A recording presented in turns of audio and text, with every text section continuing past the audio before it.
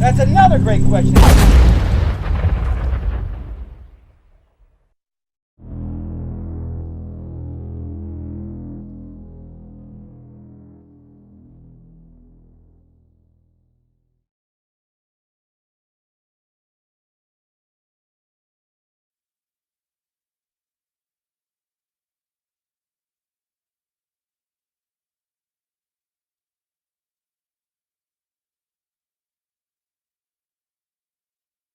From the Gettysburg Museum of History Studios, high atop Baltimore Street, in a maximum security facility complete with central air, it's AG Today. Hey, I'm Gary Edelman. Hi, this is Wayne Motz. Hi, I'm Joey, Sir AC, and you're listening to Addressing Gettysburg. And that's the coolest. And that's the coolest. Hi, this is Caroline Janey, and you are live on Addressing Gettysburg. I love this podcast. One minute. You're listening to Addressing Gettysburg Today. Ready? 1, 2, 3. Dua Lipa. No. Oh. It fell off. I have a hard time with names sometimes. Screw you guys, I'm going home.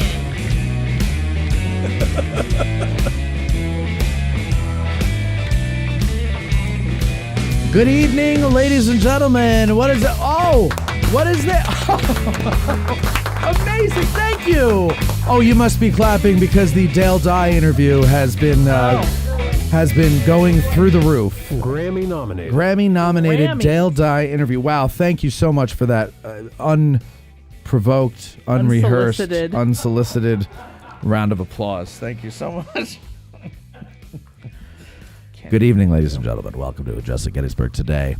You know, I got to say, let me go into the comments section here because, you know, you start the show, you look at the live feed, and the very first freaking comment I see is from my dear, darling friend, Barbara Schultz.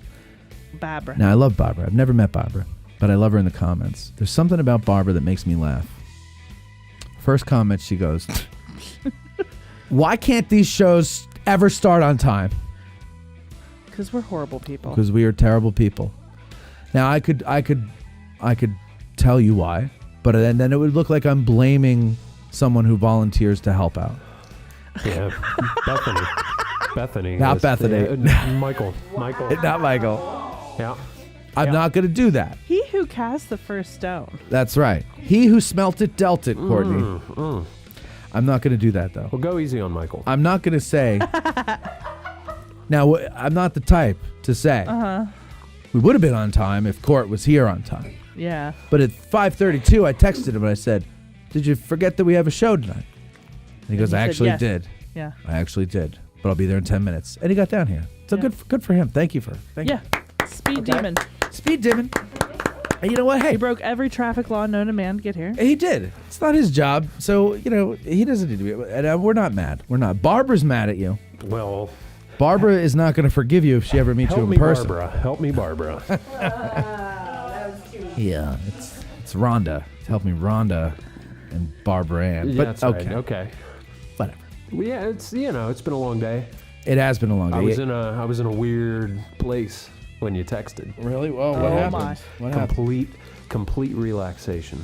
Oh, is that the place you were in? Oh my. I'm sorry. I hate to ruin your relaxation. I'm surprised and glad that you didn't make up an excuse as to why you couldn't come. No alibis. No alibis. There you go. God. Jesus, he is so... He obsessed. He's more obsessed with that song than we are now. I know. The great Eric Clapton, No Alibi. So listen, a lot of stuff to talk about today. Of course, this is it'll be the next one you're going to see is the third Thursday of June. Okay. Yeah. May has two. It's just because I forgot to let you know at the end of April that we're not going to come on. So I said, well, let's just do one more because our beloved audience is beloved and we love them. And so they don't know what to do. As you can see, Barbara, we were at 10 minutes late. Barbara almost had a heart attack. God forbid, Barbara. God forbid. Oh, I forgot to hit confirm and go live. No, I'm just kidding. No, Oh my God. I'm looking at it. What are you watching it. Are you kidding me? Yeah. Anyway, so a lot of things to cover. First of all, she's back. Who? 5:58. New What? comment. She said, well, you could put a note in the chat, explain. Barbara, how much are you paying for this show? That's what I want to know. How much are you paying for this show? Okay. I Barbara, you better be no, nice I to just her. like to look. Barbara gives it to me really tough. Okay, she busts my balls all the time. I'm busting back today. I'm busting back. She's Stella she's got like her your groove work Next, back. mom. you know what, Barbara? Next time when I'm running around here like a madman, yelling at everybody, cursing Courtney's name, I will say, Debbie, while I'm doing this, could you please go in the chat and let everybody know we'll be a little bit late? That mother ever, blah blah blah, and I'll just go back to my yelling. I don't really Yeah, do there's that. a lot of yelling. There's a very aggressive A hostile. lot of yelling, a environment. lot of broken glass. I throw glasses Look around. You behind know- Bethany. Look on the shelf. Yeah. Those are you can't see them because they're behind the thing. Oh. I find old medicine bottles, antique medicine bottles, and I break them when I get angry. Here's one of them. Bethany's going to show you. Look at that. Don't cut yourself, please. I won't. Go show Bethany. Show her. Court. What? I was reading the comments. We got another one. Stop reading the comment. I'll read the comments. Anyway. No, Barbara, I'm just teasing you. Please don't get upset. I know you don't pay anything for this show. Believe me, I know. But I'm just teasing you. You are absolutely right. We should let you guys know when we're going to be a little bit late. All right. So now, big things. We finished our 3 anniversary shows We did. last Saturday, I believe. Oh, we did. I was. No, you were so there. involved. I was in one. You were no, it wasn't last Saturday, right? It was Two Saturdays ago. Saturdays ago, and you July were there and you participated. You were just there, kind of helping out, but you jumped in too. I think even Dan, the cameraman, he jumped in. And Jim Hessler, 2 of my comments, he said, "I was just thinking that, Bethany," and I Well, was he like, "Oh trying to my be god, nice. I am so smart." Yeah, no, he definitely agrees with your searing intellect. As everybody should. Right. I don't understand why people don't agree with me more. The world would be such a better place. Oh, I think the same thing all the time. Not with you. With No, me. with me. No, No, with me. Nobody cares about you. That's true. I want That's true. people to agree with Got me. him. Yeah, you got me there. You absolutely got me there. Jeez. What is going on with this part of my head? Oh, that's where your brain is. Something, it's tickling me. Oh, it's probably a spider. Ew. It's probably a spider. That's a good point. All right, so listen. So we did that. That went well. What did you think of that format, though?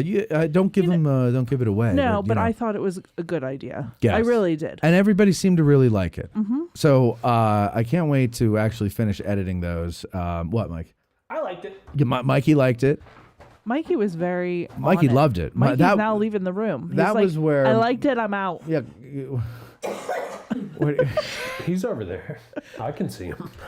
Where is he in the room? He just No. left. No, he's across the hall. Oh, it's feeling crowded in in the there. empty Okay. room. He's just hanging out in the I empty can room. see his hand. Did he just- I can see him laughing. No, we banished him over there. Oh, okay. Poor Mike. Oh, that's funny.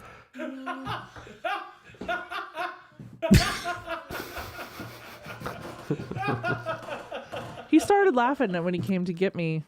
Came He down just the saw steps you and to get me, started and he started laughing. laughing, and I'm like, "What were we laughing about?" And he goes, "Nothing. I was just happy to see you." Oh, there you I go. know. Well, he is a happy guy. Mike's a good Yeah. guy. He is a good He's a guy. good guy. Sorry, he's not in the room with you.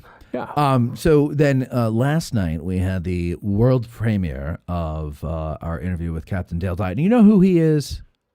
Does that mean anything to you? It doesn't. Yeah. You've But- seen him. You've seen him. You know him. Oh, I'm you know his sure. work. I know that you were excited because I could tell by your I was very excited. demeanor that you were Um, a little bit in. Giddy. Yeah, Giddy as a little schoolgirl. starstruck. No, I wasn't starstruck. I was happy to be finally have somebody of my caliber sitting across from me. You know, that's really I what it get was. Yeah. No, but so he did the show because of Eric Dorr Yeah. from the Gettysburg Museum of History. So of course we want Yeah. to thank Eric for the umpteenth time. I that's can't nice that stop Eric thinking helps. or thanking him.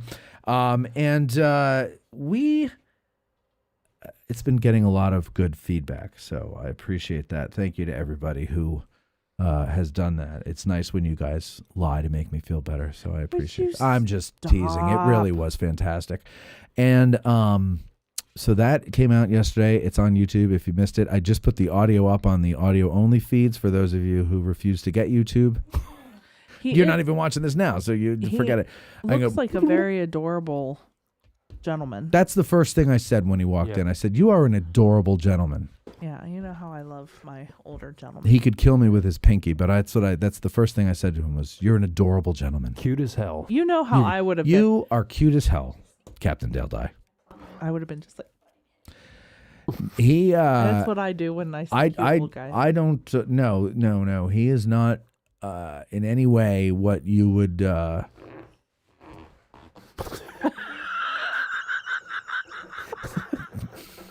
the hell is happening back there? The chair just hit the. Oh, it's always the chair. Yeah, it's not the chair. Always the chair with Courtney.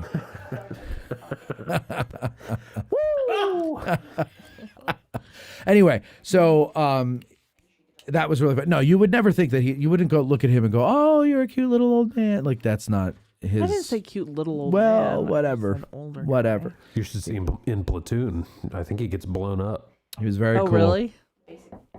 But here's the thing. So like the I don't know, day and a half before the interview, I did research. Research for me is such a loose term, but like I watched a whole bunch of YouTube interviews with him from like the 80s all the way up through now. Oh, wow. And except for the ones in the 80s where he's talking specifically about Platoon, because it was a promo for Platoon, it's basically a lot of the same. First of all, everybody that interviews him asks him the same question. Oh, of course. Right.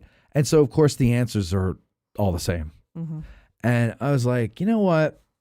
I don't want to do that. I already know the answers. It's not going to be interesting. What doesn't he talk about? Well, he mentions in a lot of these interviews, Vietnam or Vietnam. Yeah. And his service there, and the interviewers always just go, so when you were doing Private Ryan, and then whatever. So I was like, we used to do, for those of you who've been patrons, we haven't done one of these in a couple of years because it's not like these guys are, hanging, I could just pick one off a tree, growing on trees. That's what I'm trying to say. But when we have a veteran in our audience who's seen combat and they're willing to talk about it, I interview them about it because I do it to de-romanticize war, and I think far too many of us still don't look at the Battle of Gettysburg and the Civil War in general, as kind of dispassionately. We might be desensitized to it, or we may never really have understood like just exactly what the cost of it is, and so when he came in. Oh, so we do these shows called Combat Stories, and I get these guys to tell me their stories, and I tell them, be as gory as you can and make it horrible. Be truthful. Be honest, but, give us the horror of it because that's what we want. I don't want glory. I don't want nice stories, none of that. So they usually do. So I haven't done one in a while, and I said, well, that's what I'm going to do with him if he'll let me. So when he came in, I said, listen, you and I have only one thing in common, and that is that we want to de-romanticize war. He goes, yes. And I said, okay, what I would like to do with you is something I haven't found you doing online anywhere, but no interviews have I really seen this. Not that you haven't done it, I just haven't found them. Yeah. And I want to talk about your service in Vietnam. Would you do that? And he goes, sure. And Wow. I go, okay. So we came in and we just started talking. And if you watch the interview or listen to the interview, at first, I'm like this. You can hear me like that. Yeah. Because we sat down for like what I thought would be like the warm up, the pre-interview, which I normally do. And that's where I try to find the connection with the person and then we go. But we just started talking in that vein. And then I realized to stop and go, to say, okay, this is great. Hold on. And then go, hello, everybody. Oh, welcome to Addressing Gettysburg. Like, it would have just ruined the flow of everything. So I texted Cindy, and I was like, go live, because she was back there doing the thing. So she went live. And so that's why if you're on Patreon, you saw it early, but you saw it in progress. Yeah. But we were already recording, thank God, and we got all the good stuff. Good. And, naturally, I started it off with the compliment that he gave me at the end. I put that in the beginning. But I was wondering about that because I was like, how did he approach him to do this? Because that is not something that, what if he had said no? Well, I wouldn't have heard about it. Because Eric Dorr offered him to me, like, because he's on Eric Dorr's board at the Gettysburg Museum of What History. if he had said no to you about talking about Vietnam? I didn't get the sense that he would. But but the way I explained it to him was kind of what I explained to you was that, I want to de-romanticize war. I've spoken to our modern day combat veterans and, and I just had a feeling that if this guy is able to go out and make a career out of recreating battle in a realistic way in movies, he can talk about his service, like I don't think he's shy to do that. Now, there were certain parts where he didn't want to go further when we were talking about his Purple Hearts. He got 3. He gave us details on the first one, but when we got to the second, he kind of said, "Well, I don't want to get too gory." He goes, "I'll give you this." He goes, "I went into Vietnam with 1 navel and 1 asshole, and I came out with 3 of one and 2 of the other." So he goes, "You figure out which." So and that was it. I didn't want to push that, but I thoroughly enjoyed the conversation. I really loved talking to him, and it was very easy to talk to, and I think we. I don't know. I felt like I felt like he got the sense that I understood a lot of what he does because he would kind of, in the beginning, he was kind of looking at me like, "Oh yeah, okay. You kind of know what you're talking about." Yeah. And I said, "Yeah, kinda. I kinda know, but I don't really know." Yeah. So anyway, thank you all for that. If you haven't seen it yet, it's on our YouTube channel or anywhere you find podcasts, for the Dale Dye interview there. Cindy. Yeah, you want to pop in here and tell Cindy, not Cindy, you're Cindy. Tell Bethany and the gang what exciting adventure we had starting last Friday. Oh yeah. Here, I'll just angle because we don't want to just exciting adventure like at home or here? At home, and it started. Oh, no. Just pull. No, just stand there. I angled it up too. So go ahead. All right, I'll start it off, okay? Because I think the story, well, it actually starts with you because she called you first, but you weren't there or you didn't answer. I did. So I'm driving home Friday. I decided I'm going to take an early afternoon. I had a little, I had all my work done. I'm like, I'm going to get out of here a little early, 2 hours. So I'm driving home. The phone rings. It's Paige, Cindy's daughter. Oh, I'm excited to hear Paige's voice. I answer the phone. Mm-hmm. Hello. There's a snake. In the house? Yes. She sounds shockingly like his mom.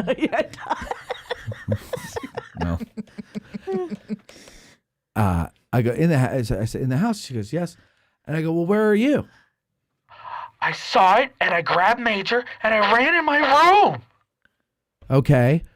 I have the door closed and I have a blanket underneath the door so that it can't come under. Okay, good. Well, what? How big was it? I don't know. What color was it? I don't know. It was like brown or dark or black or I don't know. It was dark. It was coiled up and it raised its head when it saw Major. I said, okay, well, go open the door and look at it. She's like, no, I'm not going to go look at it. Are you coming home? I said, all right, fine. Well, hold on. We'll call your mother and get the exterminator's number. So I get the exterminator's number. Okay. This was so annoying. So we just got this new exterminator to come around. And by the way, it's all a scam. We're going to quit it, right? Yes. So okay. It's a scam. Yeah. They dilute it with water so it doesn't work and you have to keep coming back every month. So anyway, we get an exterminator to come by, right? And they go, oh, we get this, we get that, and the other thing, right? And so I call them. So I don't know who else to call. Yeah. I call them and I go, hey, we have a snake in the house. And the woman's like, oh, no. And I go, yeah, so like, what do we do? She goes, well, unfortunately, we can't do anything about that because we don't cover snakes. But here's the number to, I forget what it was called, right? It's like some federal program that removes these things. Yeah. And I said, and she's like, I can connect you to it, but here's the number just in case you get disconnected. I was driving. I pretended I copied it down, but I didn't because I was driving. And so then ring, ring, ring. And then another lady answers the phone and she goes, hello, federal, snake removal person.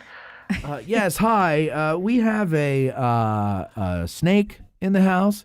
Oh, okay. Hold on. She puts me on hold, and it goes to a recording, and it says, Please enter your zip code.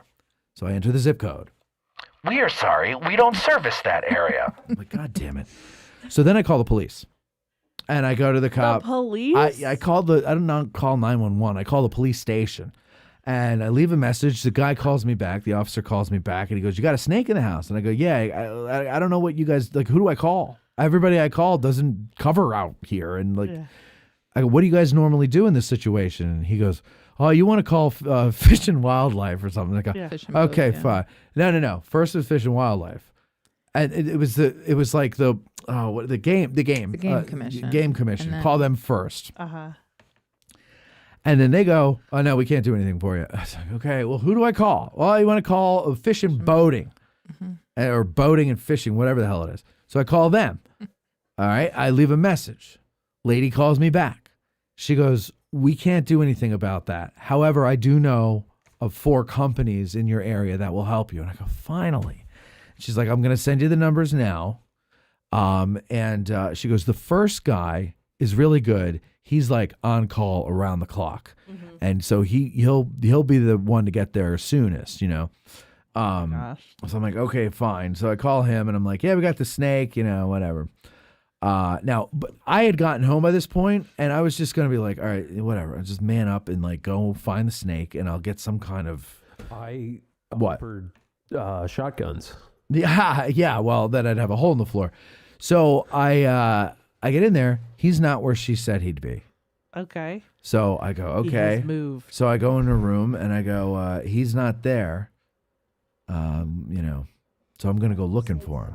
So I go looking for him, get the flashlight, and I'm looking under things. I'm behind. I move my bookshelf out, and you know, like I'm looking everywhere trying to find this little Is bastard. it in the living room? No, I don't know. We still haven't found it. So the snake guy comes by. Okay, the snake guy comes by on Friday afternoon, and gives me an education. Now I hate snakes, but I'm not as creeped out now. Yeah. Because he gave me a good education. He said, first of all, if it's indoors, it's not a rattler and it's not a copperhead. Yeah. He goes, so you're all right. Yeah. Okay, whatever it's going to be, it's going to just creep you out. Yeah. And it's not going to hurt you. Yeah. I said, okay, fine. It's the girls I'm worried about, you know, because they're all like, oh. Yeah. They've been the sleeping. girls. Yeah, they've been sleeping in Cindy's car since Friday. It's right. They got a camping shower that they put in the backyard, and that's where they do the showering and everything. And they just took the manhole cover off the septic tank for the bathroom. So anyway, I bet your neighbors love that. you can't see. The Anyway, smell, so the smell. the smell is horrendous. So he comes in, and first of all, here's a little something for all you Pennsylvanians. Okay, he says that the state biologist who studies biology,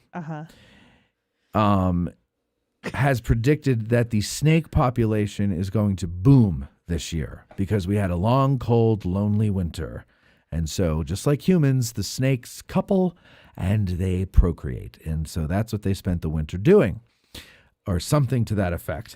And so expect more snakes. And by the way, our mountain, from basically our mountain-ish area, that whole corridor along Route 16 down to Waynesboro is Snake Mountain. Oh, 100%. Yeah. And so I'm like, great. Who knew? So the house is on the market. No, I'm so not he puts, helping you move out he of there. puts At this point, if it were up to me, it would be. Yeah. He puts these, a couple years and we can, move on. He puts these traps in and they're like cardboard with glue strips, right? But they've got the pheromones of mice. So the snake, comes in, gets stuck, but so far he has not trapped himself. I think he's warming himself up behind the refrigerator, probably found a mouse or something in the basement or outside, and he's chillaxing for a month until he needs to go hunting Or he again. went outside. Nope. No, I 'cause asked that. apparently they don't do that. That's right. Once they're in, they like it. I They said, just stick around. I said, well, he probably went out the way he came in. He goes, no, if he's in, he's in. No, Because he's a no hope juvenile there. by the size that, she describes he's a juvenile and they're susceptible to hawks and other things. And he's inside. And he goes, he'll turn up. Yeah. Yeah, he'll turn up. So there you go. We have a This snake in the house. happens to my mom all the time. So this is a a normal occurrence. Well, he said that he gets 15 calls a day. Oh, yeah. In this They're area for everywhere. snakes in the house. By the way, let's quiz to everybody here in the room. Does everybody know the difference between a venomous and a poisonous snake? One has Did you know venom that there and the was other a one has difference? poison. I would probably use the words interchangeably. That's what everybody does, but apparently there is a difference. Is poison bacteria or something? He didn't say it that way, but basically poison can certainly kill. Venom can certainly kill you, but it'll take longer. And for some of them, you'll just be really sick for a few days, like you have the flu, and then you'll be fine. Yeah. Like a rattlesnake, you want to get taken care of because I think he said it's and somebody in the audience can correct me because I'm sure they know better. I think it's a neurotoxin. Okay. I think, well, whatever it is, the toxin eats your organs out from the inside and you bleed to death. Nope. Yeah. So that you want to go to the, but what happens is if you get bitten by one around here, and he goes, and there's a lady who was out gardening with her dog. The dog got bit. She tried to shoo the snake away. The snake bit her. Had to go to the local hospital, and they'll medevac you to Hershey because they don't keep the antidote around here No. where the friggin' snakes are. So, so there's that adventure that you got, and then he said that his buddy got bit by copperheads, and he just went home and slept for a few days. But the copperheads, I think he said, were really nasty because he was showing us his hand where there were some copperhead bites, and he goes, they just keep No, biting. that was the water snake. Oh, that was the water snake. You're Yeah. right. Yes. Yeah. And it's got like 74 teeth or something like that, and it's Yeah. all like, And they just keep, Yeah. attacking. biting. Yeah. So And their fun. teeth break off in your but Yeah. skin. But the good news is, if it's in the house, it's either a black snake or a rat snake, and it's not a rattlesnake, it's not a copperhead, and it's certainly not a water snake, unless it comes in through your sewage pipes. But then all this rain and we had a roof leak. Then we had a roof leak, Oh, which no. which we knew that years ago a Old tree had roof leak. fallen Yes. on this part of the roof, but our neighbor assured us, He fixed it. I fixed it for her. Oh, that guy. Well, That I guy. remember. yeah. Yeah. So, The one that told you about the bear den? That guy? Yeah, that yeah, guy. yeah. Yeah. He So fixed it. it's so he fixed it, and I Roof guess he Joe. did, but it just couldn't hold out from the rain that we had this week. So tomorrow we got somebody coming for that, and then today, And then- Cindy sends me a picture and I'll try to get it so that we can show it during the news because it's on my phone. Cindy sends me a picture from Paige, who's home, and a tree fell down in the yard. In the yard. In But the it didn't yard. hit the house. Didn't hit the house. Didn't hit the No. cars. Which then somebody at work was like, too bad it didn't fall the other way. You could claim insurance and get the roof fixed. Oh, damn it! Yeah. Yeah. Can we No. go pick it up and There's throw it plenty on of the other. house? Listen, Not the other anymore. side of that tree, because it was kind of one of those that almost has a split trunk, or it was two right next to each Is it other. the really big one? Yeah. It's right on the driveway, or is it the one behind Oh. it? right on We're the on the driveway, driveway. but the section It was that the leaned second, that way. yeah. So now all there is the section leaning this Oh, yeah. way You towards towards were the the one that house. was taken down. So no. Okay. No, we'll get the insurance. And Yeah. it's funny because I was just pulling out of the driveway this morning thinking not about that tree, the tree on the other side with all the, it's dead. It's the whole The thing, ash whatever. tree with all the And I was thinking, Well, that's gonna go down. When I was I talking to wonder our how neighbor, long that one's when I was been. talking to our next door neighbor, she's giving me the rundown on the house and the previous owner and how cheap she was and how if something needed to be fixed, she Yeah, would it's the guy find the next door. cheapest neighbor. Yeah. Yeah, and let it go until the very last minute. And so she's giving me the whole rundown and everything. And she goes, and you're going to lose those trees. Those ash trees, they're coming down. They're all diseased all around here. We're all losing our trees. They're all falling down. I'm like, great. Where was Yeah. she? Like months ago. Yeah. Oh, yeah. Yeah. I well, only met her because her dog had run away or something she's like not that. like, she's not close enough like Joe. Joe just Yeah, used to run Joe's right down across on the street and we bears. can see him. Yeah. Nice guy. And that's, so that's it. Yeah, that's it. That's all I have to tell you. Stay tuned, ladies and gentlemen. During the news, we will talk about some important information that you need for the Get Out of the Car tours in May and June. Thank you very much, Cynthia. I'll see you during the news. The Get Out of the Car tours, very, very simple. Yeah, I'll tell you right now. What the hell? Why am I waiting Okay. until the news? I- Very, very simple. This month's tour, there was some confusion. the date on the title on the website said May 24th, but the description said May 17th. And so somebody had called it to my attention. I didn't remember which it was supposed to be. So I called down to Matt Borders at the park and I said, what date do you have? And he said 17th, and I said, okay, fine. And so we switched it in the title back to the 17th. So unfortunately, if you were planning on coming the 24th, there was a mistake there, and we didn't have availability for a tour at that point. But it's also co-hosted by our friends at the Civil War Breakfast Club, Darren and Mare, so they'll be there. So come down, say hi to them, and say hi to us. Also, June, Mikey B and Tracy Bear, we call it 6Q and the Bear. That is a pay tour. So just make sure if you're coming to Brandy Station, you got to get a ticket, got to get a gund. Remember that? Yes. Yes. So you got to get a ticket for that. It's on our website. Just go to our website, find the events page. There you go. Scroll down to June. Boom. Click the link, and you order yourself a ticket. It's Bada wonderful. bing, bada Bada boom. bing, bada boom. Bing pow. Bob's your uncle. I thought I told you to go after your mother. All right. So it's from Goodfellas. Good old Goodfellas. All right. So what we have for you, ladies and gentlemen, is a delicious treat. A delicious treat indeed. It is, I cut as much as I can, the bread and the sugar out of my diet. But this is one exception I'll make. I'll make Cindy buy it. I'll take a bite. I'll give her the rest.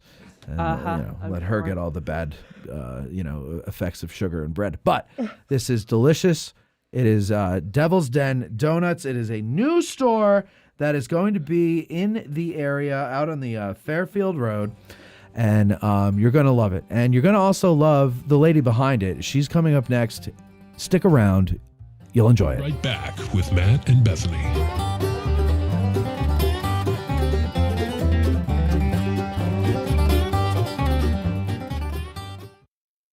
Digital History Pioneers Foundation, we are about grassroots history on digital platforms. That means we are about podcasters, documentarians, YouTubers, and even TikTokers. All of these creators are out there trying to share their love of history with the public. They don't need ideas, they need funding, both from viewers and corporate donors. DH Pioneers' initial funding focus is on the Civil War era, with a special emphasis on the Addressing Gettysburg podcast. So be a vital part of the unique content Addressing Gettysburg has in store by donating at dhpioneers.com and help bring your love of history to the people. Digital History Pioneers is an IRS Section 501c3 approved charitable corporation that makes any donation tax deductible to the fullest extent of the law.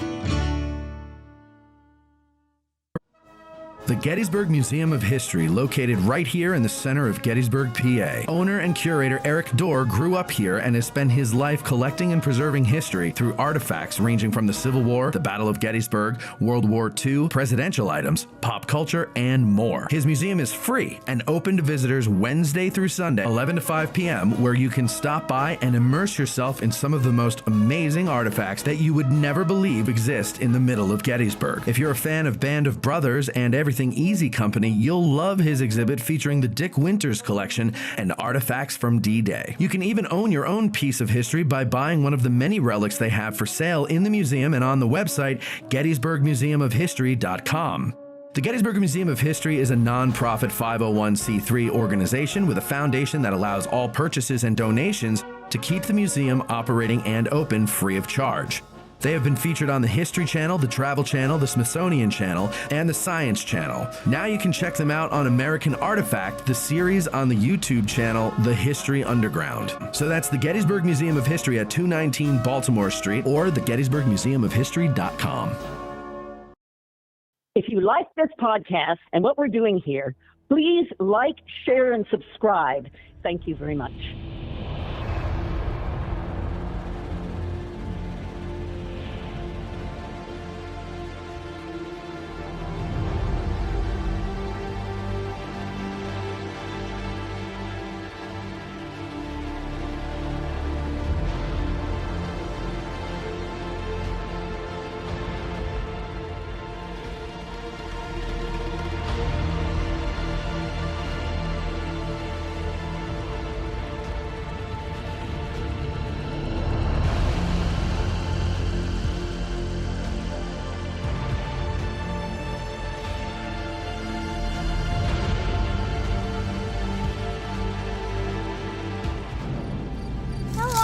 tickets charge take? That's another great question.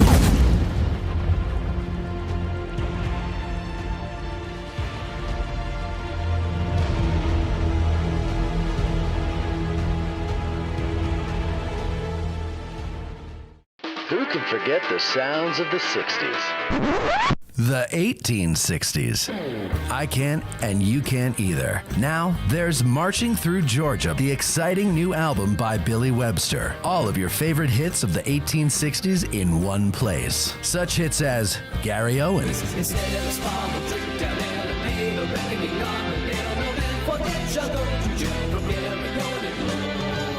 the Battle Hymn of the Republic,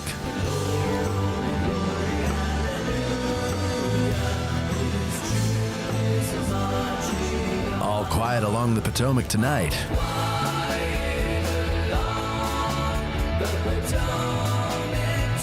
Marching Through Georgia, and much, much more. So what are you waiting for? Go to billysongs.com and order your digital download of Billy Webster's Marching Through Georgia today.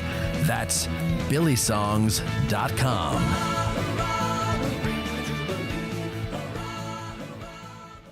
Seminary Ridge Museum and Education Center, Gettysburg's premier museum, is housed in the historic Lutheran Seminary building constructed in 1832, a witness to the first day of battle. The museum's 3 floors of exhibits connect visitors to the dilemmas that led to the Civil War, provide a powerful and personal view of the battle's first day, and explore one of the battlefield's largest hospitals. No visit to Seminary Ridge Museum and Education Center is complete without a guided tour of the building's famous cupola, where on the eve of battle, officers and civilians saw thousands of Confederate soldiers' campfires burning to the west, and Brigadier General John Buford watched for vital federal reinforcements as fighting erupted on the morning of July 1st. Today, you can stand where Buford stood and discover how this view helped chart the course of the Battle of Gettysburg. Your trip to Gettysburg is not complete without a serious visit to Seminary Ridge Museum and Education Center, Gettysburg's premier museum. Purchase tickets online at seminaryridgemuseum.org or call 717-339-1300. To get tickets or a cupola tour, listeners may call or walk in and mention addressing Gettysburg, or by ordering online using the promo code AG1863 for 20% off. Seminary Ridge Museum and Education Center. It began here. There's a devil to pay.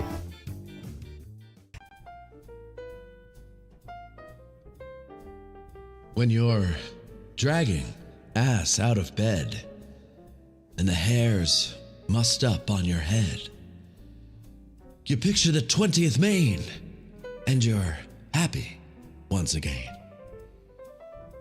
Fight the battle against being slow with little ground top, bro. When you're dragging ass out of bed, the hair's mussed up on your head. You picture the 20th Maine, and you're happy once again. Fight the battle against being slow with Little Ground Top Bro. Addressing Gettysburg's Little Ground Top by Bantam Roasters is available at 82 Steinware Avenue in Gettysburg or at addressinggettysburg.com/cafe. You're listening to Addressing Gettysburg. We're back. You know what Matt loves most about baseball? The touchdowns. You're back with Matt and Bethany. 30 seconds. Whoa. All right. So, ladies and gentlemen, somebody in the comments said Gettysburg sure does. The people in Gettysburg sure do seem to love their sweets, and that is true. The people do down here. The diabetes rate is through the roof, right? It is true. It is true. My doctor was telling me this. Body. Yeah, yeah. And listen, I'm working my way there too. Like you know, and the one way I'm going to do it quickly, once it opens, is through Devil's Den Donuts. Angelika Hanlon is our guest today. Angelika, welcome to the show. Now, Angelika, we know you. I know you from Bantam Roasters. Yes. And then I would see you at the farmer's market, Mhm. and you would have your donut. Now, you had your donuts at Bantam. You had them at farmer's market as well, and they were always delicious. Thank you. The maple, what was the maple? What was it we got, Sid? The maple, whatchamacallit? What was it? Maple nut berry? Just maple? Maple. It's just plain old maple. Plain old. But it was I really think I've good. done a maple blueberry before. No, it wasn't. I don't think there was a berry in there. Could have been. I only had a bite, and I gave the rest to Cindy because I'm watching my figure. But really good stuff. Now, tell us how you got started with this. I've been baking since I was little. Could barely see over the counter. Did you have that little bake set with the light bulb in it? I sure did. Did I you? still have it in the basement. What do they Easy call bake that? oven. Easy bake oven. Easy That's bake right. oven. Yeah, Yep. yeah. So you had the easy bake oven. Yeah, I still do too. Do you still use it? My parents have it in the basement. Really? My dad pulled it out. He's like, "Do you want it?" So it's like, "No, you can keep that." Might be practical, right? You should have it on like your counter at the new. Actually, you should. You should incorporate As a it into your decoration. This is decor. how it started. Yeah. Yeah. Evolution. And then go to like every apartment you've ever lived in and ask them if you could take the stove or the oven from there Yep. and just put it Yep. on the wall.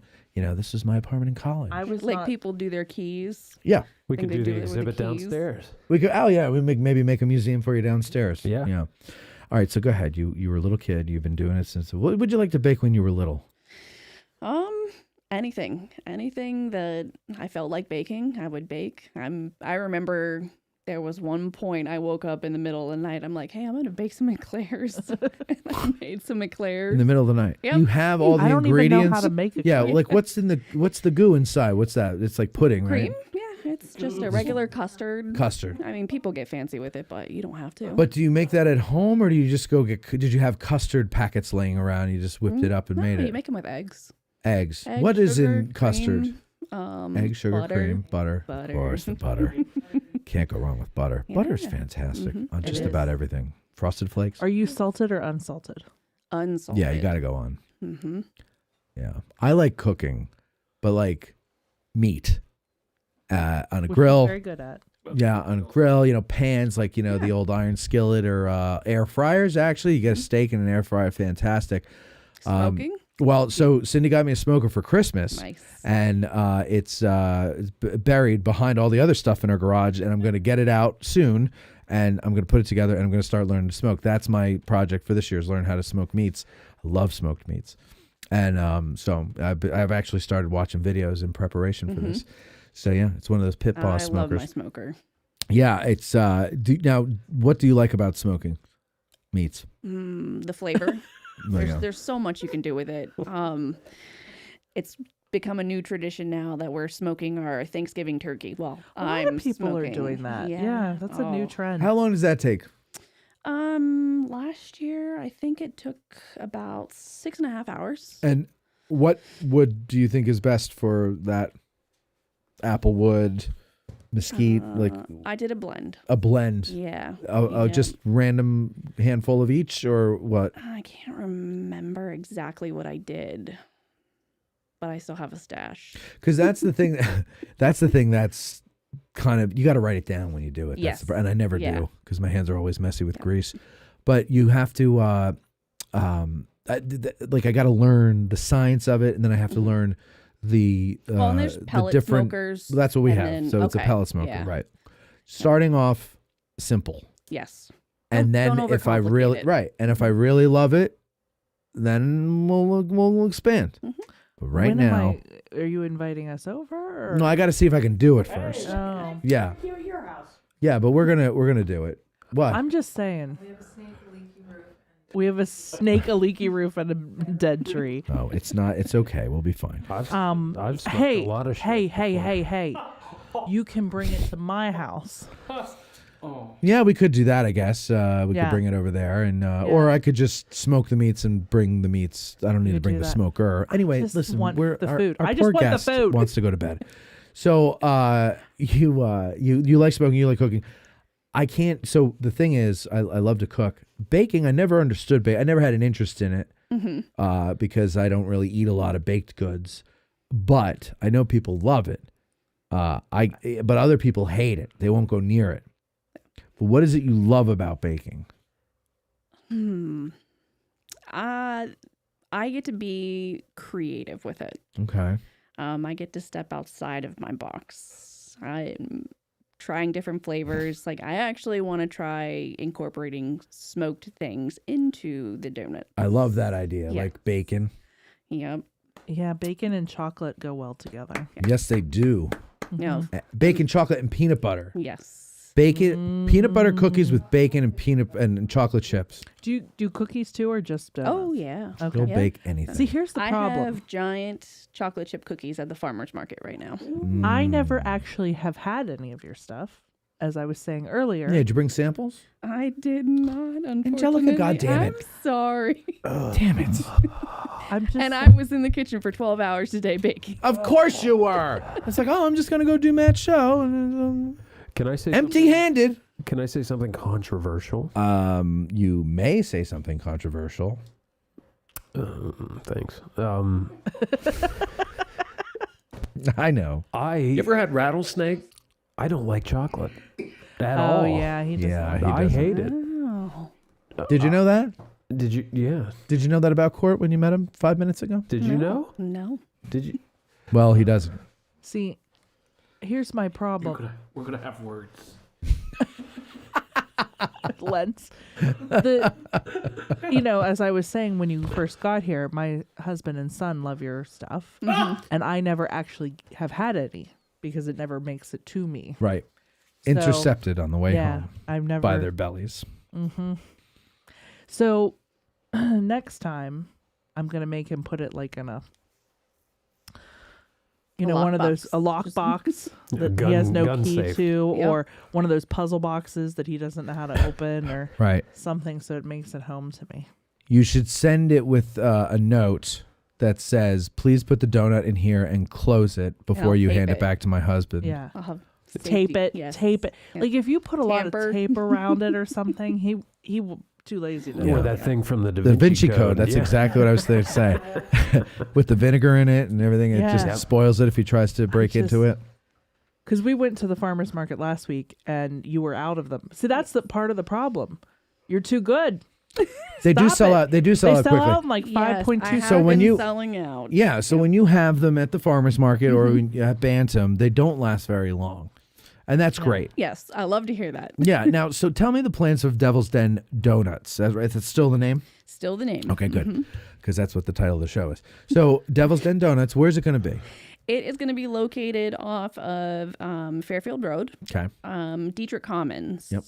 So there's a Sunoco gas station. I'll be right behind there next to Miracle Ear and the WellSpan Rehabilitation. So, right on the end. Yes. Okay, got it. Oh, Yeah. yes. When I take Uncle to rehab, I'm going to go right in there. Oh, see, there you go. You'll be very familiar with her donuts before long. When are you Yeah. opening? No official open date yet. There's- Target date? Target date right now, I'm looking at the beginning of June, unfortunately. Hey, that's not too bad. That's like 2 weeks away. It's not too far, but But it's a soft open you're going to do. yes, I'm going to start with a soft open and then do a grand opening. Yeah. So I'm not overwhelmed. That's part of the problem is that it's not like you are buying somebody else's stuff and having it there for Right. sale. You also have to make the stuff Yes. and then Yes. have it there to sell. Yes. That's insane. No easy task. I wish I could help you, but you wouldn't want me to. No, you wouldn't. You wouldn't want her. I'll take any help I can Not get. that No. help. I Not mean, that help. you know what I would be really good at? Are you going to put them in like little bags with stickers? I'll have boxes and some bags. I would But be with great. stickers, will there be stickers? That's what she really cares Yes, about. there Okay. will be stickers. There you I go, would Beth. be great at stickering stuff. Okay. She's Perfect. one hell I of got a a sticker sticker. person. Yeah. I'd be great at throwing out the goddamn chocolate. All right, so you're going to open sometime in June, we'll say, okay? Yes. Now, very importantly, you're going to have little ground top there. And I remember will. Yeah. you came up to me when you were still working at Bantam, and you said, so I got Devil's Den Doughnuts, in the works here and everything. Would you mind if we had little ground top there? I go, what do you mean, would I mind? What? Of course I wouldn't mind. That's perfect. There's more. We want it all over the place. So not only is it going to be there, but our second blend, which will be out we're shooting for July 2nd for the release of it because it'll make sense when you hear the name. That will be there as well. So you'll have a medium roast with a little ground top, dark roast with the other one. Yes. And you can buy a bag, but you can also go in for a cup of coffee. And if it's light or dark, that's what it's going to be, is one or the other, right? That's the idea. Yep. That's the plan. Yum. So you can still get it at Bantam Roasters. You'll still be able to get the coffees through our website, but you can also get a cup, a nice steaming hot cup in the middle of July of our coffees. Are you gonna do like iced coffees too and Yes. stuff? So Yeah. I'll okay, help so are pull you? through iced coffee? Give us an idea of what we can expect on the menu at Devil's Den Donuts. I wanted to go with a traditional donut shop, not something crazy where you have a whole bunch of toppings on your donuts. It's obnoxious. Yes, Yeah. I wanted those classic cake donuts, Oh, your cake donuts, yeast-raised donuts. Yes. All right, now explain that. So Dunkin' Donuts is what? Fried? They're considered yeast-raised. Yeast Yes, raised. Okay. Yes, but so now, they do you are- fry them or boil them? Fry them. Okay, bagels you boil, right? Yes. Okay. Yes. Okay. So yours are, how are they made? They're raised donuts and they are fried. And a new thing I'm going to be incorporating is they're fried in tallow. Beef tallow. Yes. Oh, I recently started cooking with that, and it is fantastic. Yeah, it really adds flavor to things. It really does. And then you throw some butter in there, and you clog those arteries in no time. Yeah. You It's know? like I'm on my third heart attack, man. Oh, yeah. I just keep having them. Yeah. I'm trying to steer away from the seed oils. So Yeah, I don't do that anymore. I'm excited for the olive, tallow. olive, coconut, or avocado. Mhm. That's it. And then butter or beef tallow. Yeah, absolutely. Go ahead. But you're frying them. Yes. So complicated. Wait. But we're So you're frying it in the beef tallow. Yes. Okay. Yes. The But beef I don't know tallow what has I thought you been were doing with it there for a rendered, second. So you don't have a beef flavor. Oh, no. I know Right. that. But like, I just was thinking. I mean, unless people are into the beef flavored donuts. Are You you know going what? to If you're do gonna put bacon- Fosnots? Do what? Fosnots. Maybe. We'll cross that bridge when I get to it. You got a whole year. Yeah.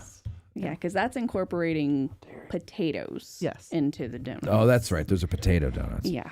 Now, okay. So I go in there. I can get donuts. Are you going to do breakfast sandwiches and things like that? Are you going to have like a grill? I do have a plan for that. Okay. But that may be a little bit down the road. Step like phase 2, maybe. Yes. Yeah. Oh, great though, because you're on my way in. Yeah, nice. So you can bring us donuts. Oh, that's so sweet of you to offer, Matt. yeah, There you go. that's what I meant. Mm-hmm. Sure, that's it. Listen, But my also, own I can get my husband would breakfast get me sandwich one. there. No, I'll bring donuts for you guys, of course, on Thursdays, once in a while. Those breakfast sandwiches better be smoked. Yeah. Now, so will you do that? Will you bring your smoker to the back of the building and No, smoke no, things? no, You're not allowed to do that. No. Oh, that's too bad. No. Will you smoke things at home and incorporate them into your donuts, like I'll a beef brisket probably- maple donut? Oh, that sounds good. It would be What? good. I might do that. It's like a hickory smoked beef brisket maple donut. Don't knock it till you try it.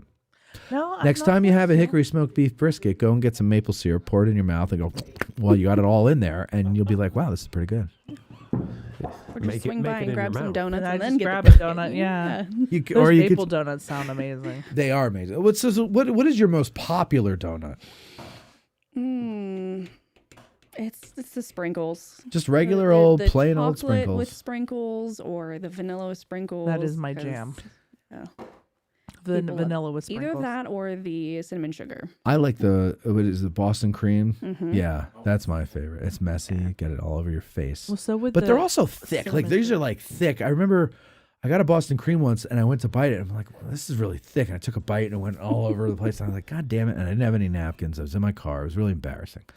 But it was delicious. And they're big donuts. So you go to another place, I'm not going to name any Dunkin' Donuts, for example, and you go to Dunkin' Donuts and they're small, They're they're like paltry, this they're big. tiny little things. Like you pay $700 $700 for these tiny little things. They're like you Yeah. just pop them in your mouth, right? And in Yeah. one fell swoop you could eat it.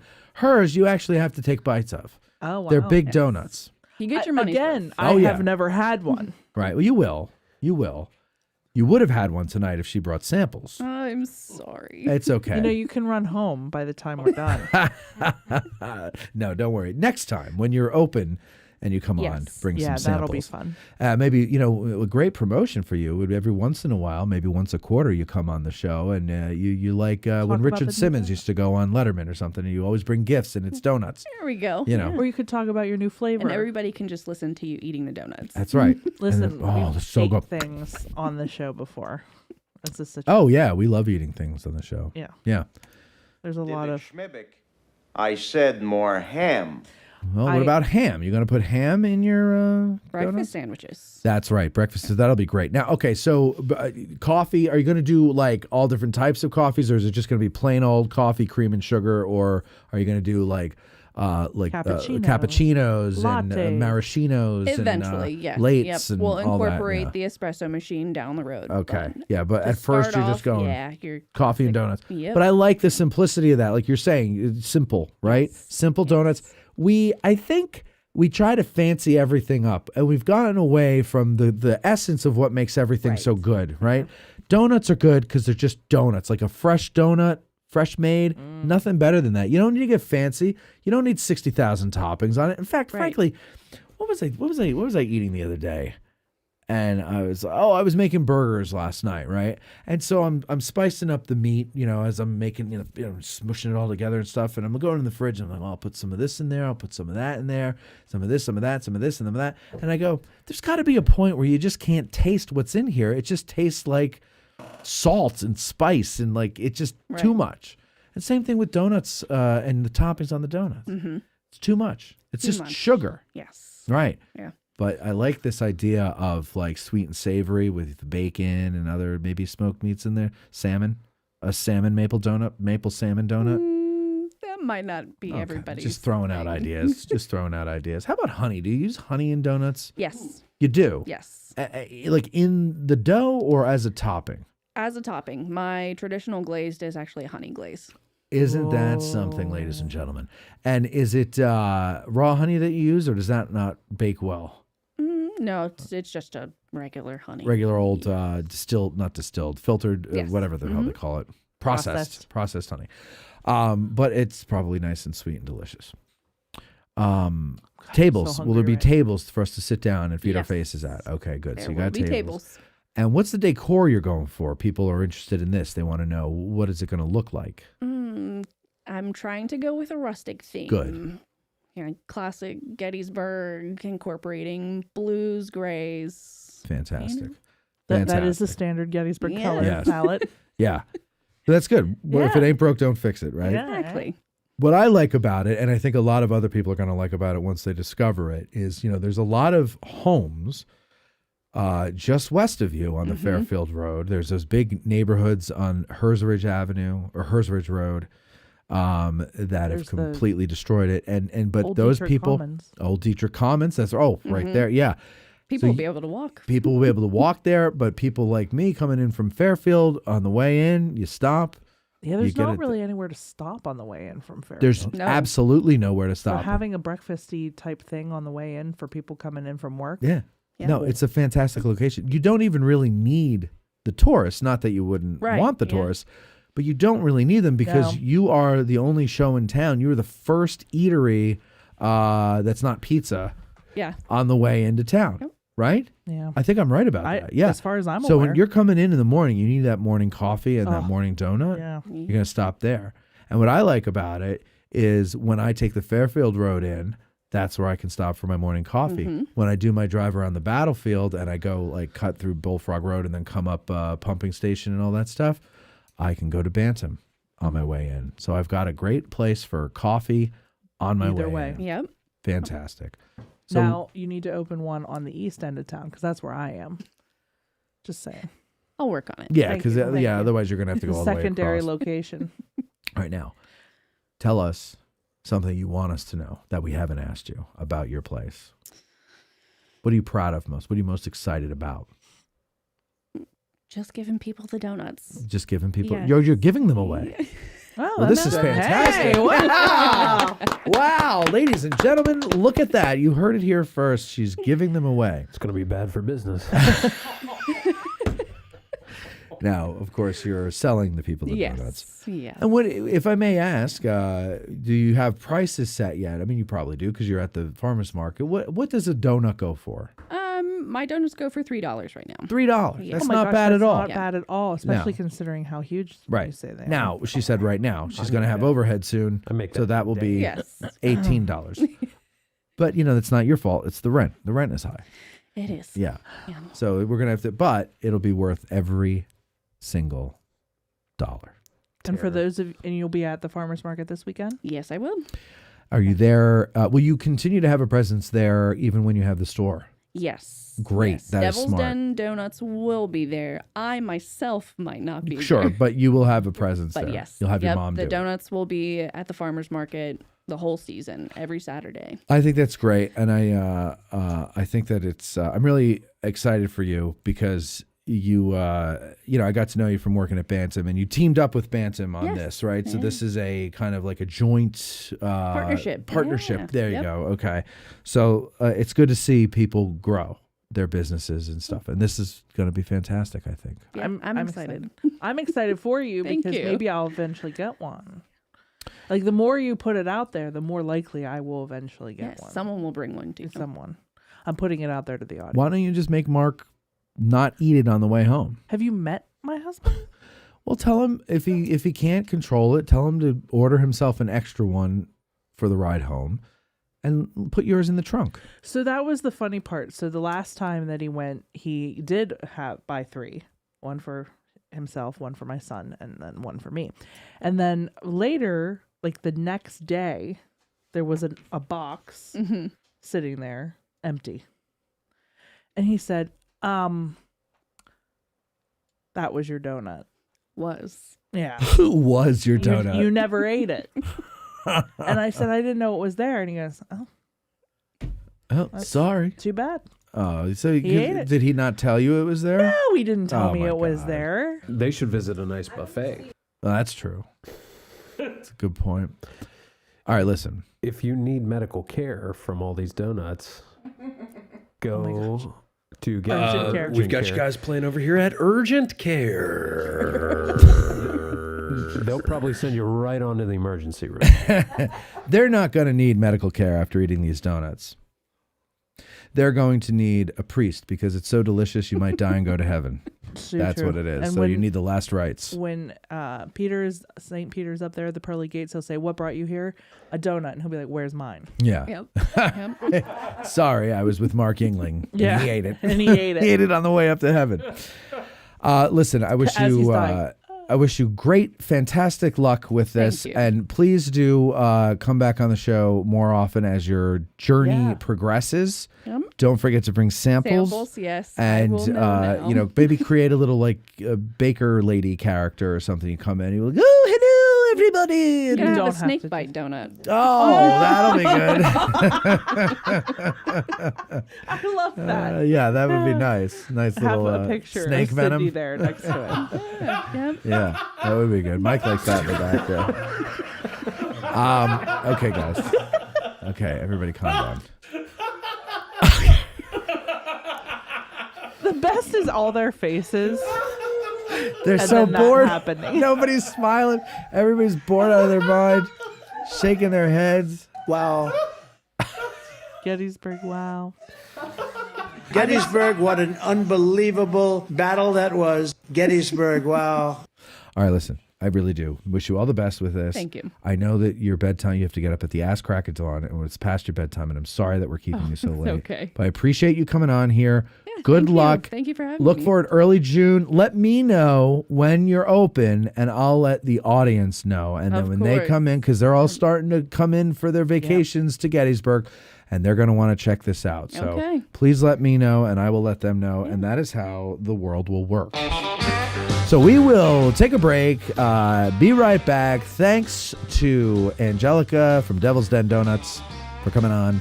Don't forget to check it out. We'll be BRB in a couple of seconds. Bye.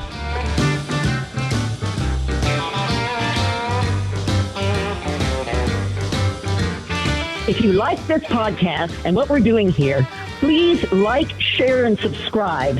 Hit that notification bell so you don't miss any of the upcoming interesting history podcasts here at Addressing Gettysburg. It really helps the channel, and it's completely free. That's the best thing. It's completely free. Please help us make our goal of 25,000 subscribers by Memorial Day. Thank you very much.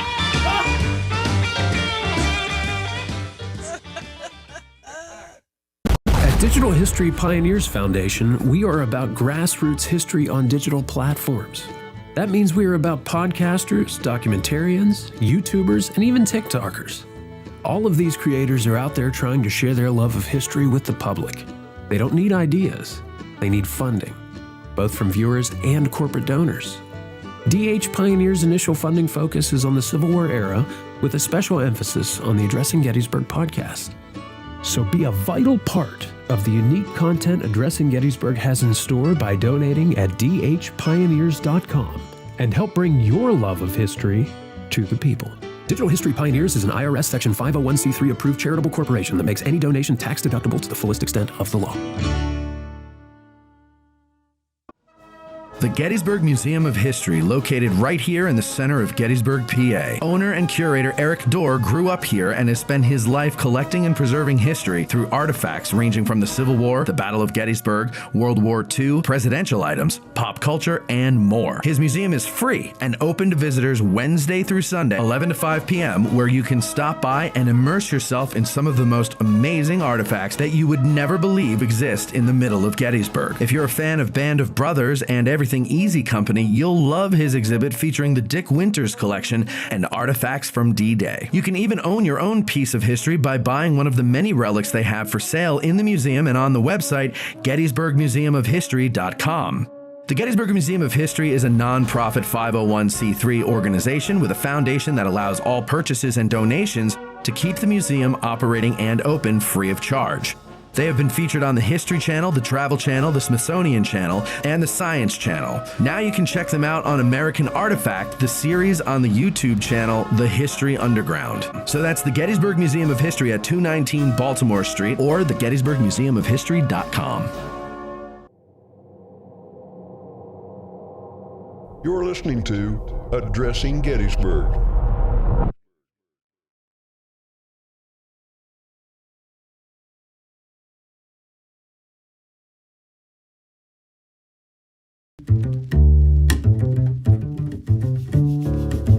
Ooh, I like this. Me too.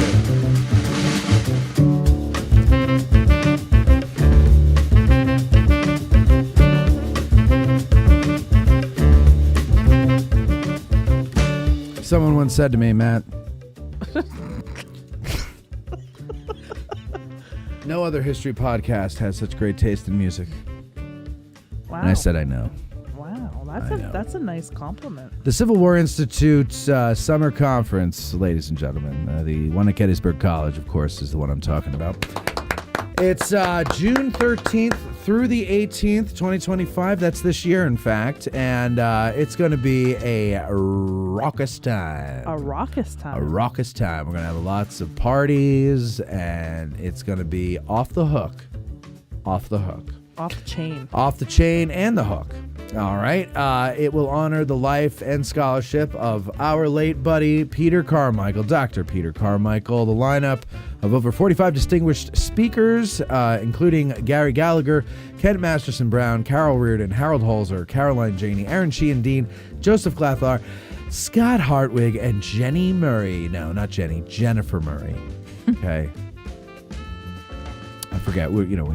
We hang out with her, and I go, "Hey, Jenny," and she hits me. You do not. No, I wouldn't do absolutely that. I call her not. Jen, but not Jenny. She wouldn't like that. I don't think No. she would appreciate that. No. Anyway, we're going to talk about culture, the common soldier, gender, politics, and the honor in the Old South, doing history in public, and Robert E. Lee in history and memory. Yours truly is going to be on a panel. Ashley sent out an email to all of us and what are we going to talk about? What do we want to do? Kevin Levin is the first one to answer. And it was just such a well thought out and intelligent answer. And I Oh. said, what the hell am I doing on this panel? Here we go. And I wrote back, I said, honestly, I feel like the brown pair of shoes on a tuxedo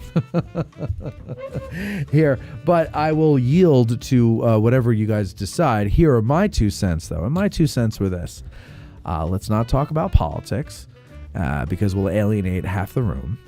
And also, why don't we talk about, how are you going to reach people who weren't raised on books, basically? Because that's what it should be all about. And I've been removed from the panel.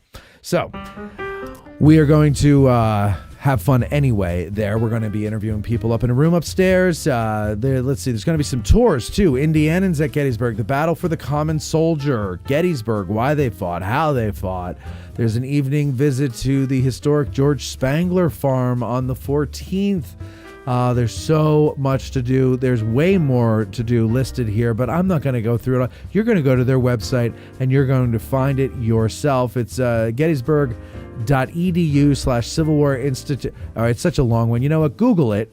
CWI 2025 schedule and tickets, whatever you want to do. You can call for tickets. I would just do that. Let them know Addressing Gettysburg sent you, and there might be a little something in it for you. 717-337-6590. That's 717-337-6590. Give them a call.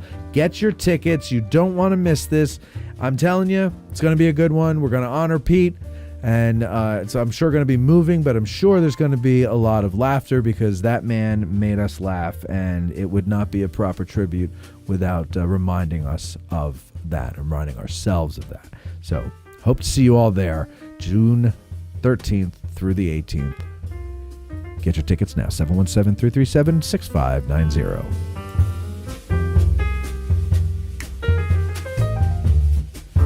Fine art and pizza delivery. This show falls somewhere in between. Yeah. You're back with AJ today. We're a fun-loving crowd, aren't we?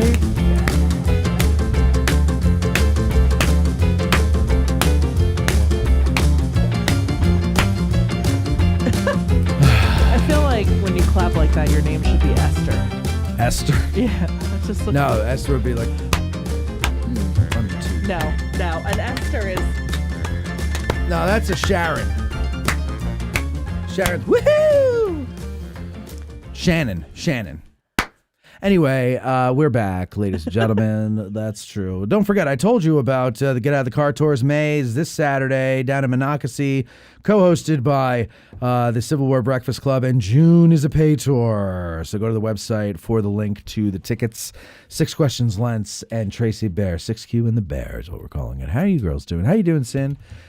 I'm good. Am I in the wrong spot? Yes. Just move over a little bit there. Sit back, relax, whatever you want to do there. Yeah, there you go.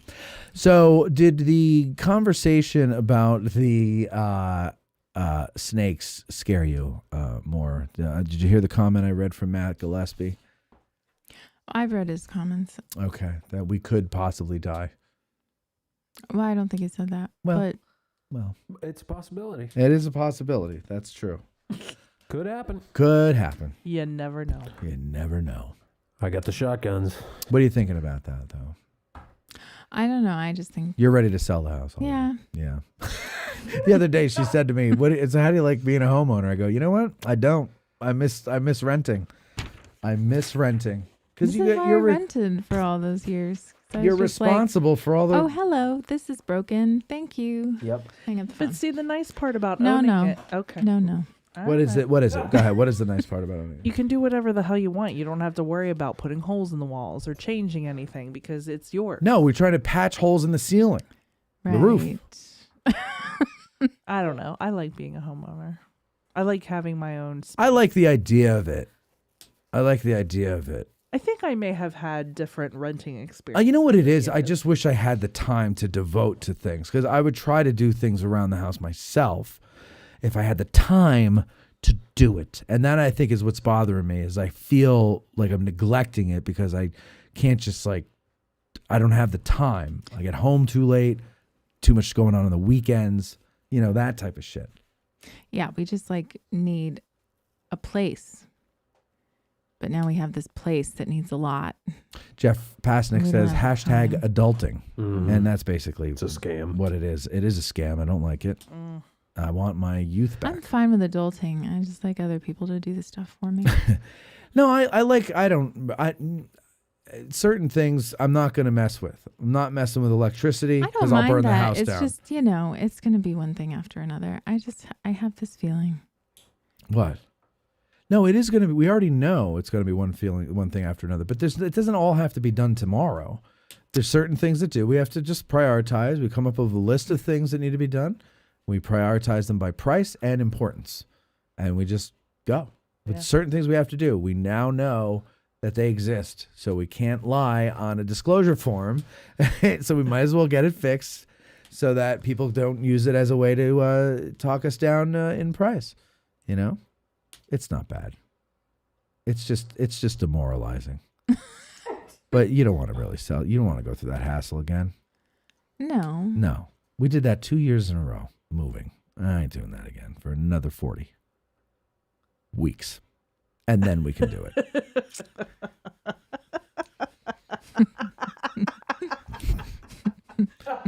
There's certain things we got to get them fixed before we can sell it. Some of them are very basic things. So is it home ownership or the house itself? I think you love the house. I love like the the house house. when I thought the house worked. Yeah. I think it's a cool house. It is a cool house. I think It's a little impractical. it's just now becoming where I feel like all the things that we didn't know are all going to come out now. Here's the thing. The honeymoon is over with the house. Mm-hmm. And we realize this is ours and this problem is ours to solve, and you're just not used to it from renting. You call the landlord, it's his problem to solve. I don't mind that part of it. I just would like some space between each thing. I would like some And money so having we to could do take it- care of some of these things quicker. That's what I would We like. had our list, and now that list has moved down because snakes, roofs, trees. Snake, I'm not worried about the snake. I'm not worried about the snake either, but we had to pay the snake guy. Is what I'm saying. Money. Everything costs money. Of course it does. Of course it Paid does. the snake guy. I Now we tried have to pay go the in roof and get guy. the snake myself with my teeth, but I couldn't find him. Now we have to And pay your the roof knife. guy, and now we have to The right pay kind of somebody knife. I had to a cut knife. a tree down, which I'm surprised Th- that the th- landscaper did not reach out to you because he cut around it today. Are you kidding me? I'm not. Oh, and I that's was not like, funny. He mowed around the He tree. mowed around the tree. yeah, I was like, why in the world would I thought Matt would have known by now? It's not funny. It's not funny. He's literally texting Matt, him it's right not now. funny. And now he's I'm looking to see if he got a texted me. text. No, I like, didn't. hey, giant tree down in your yard. It would have been nice. And here Paige just like texts me this morning and goes, the tree fell, right? And I said, what? And Who- Paige. It's not funny. And then she sent me a picture and I was like, No, I did not. No? Oh my God, I forgot. so then when I got home, I pulled in the driveway and I'm looking and I'm like, as I'm coming around, I see that the lawn was cut. And I'm like, was this before or after? Maybe it was before. Or can The you tree see? fell before because it's longer underneath the tree than around the tree. And you could see where the lawnmower went. He thought you meant it to be there. Yeah, he was like, We put it there. well, we don't move trees to cut the grass. So, we'll just mow around it. It's like It's fine. It's like Matt asked It's all somebody to put fine. sunscreen on his head, and they only put like a little sliver.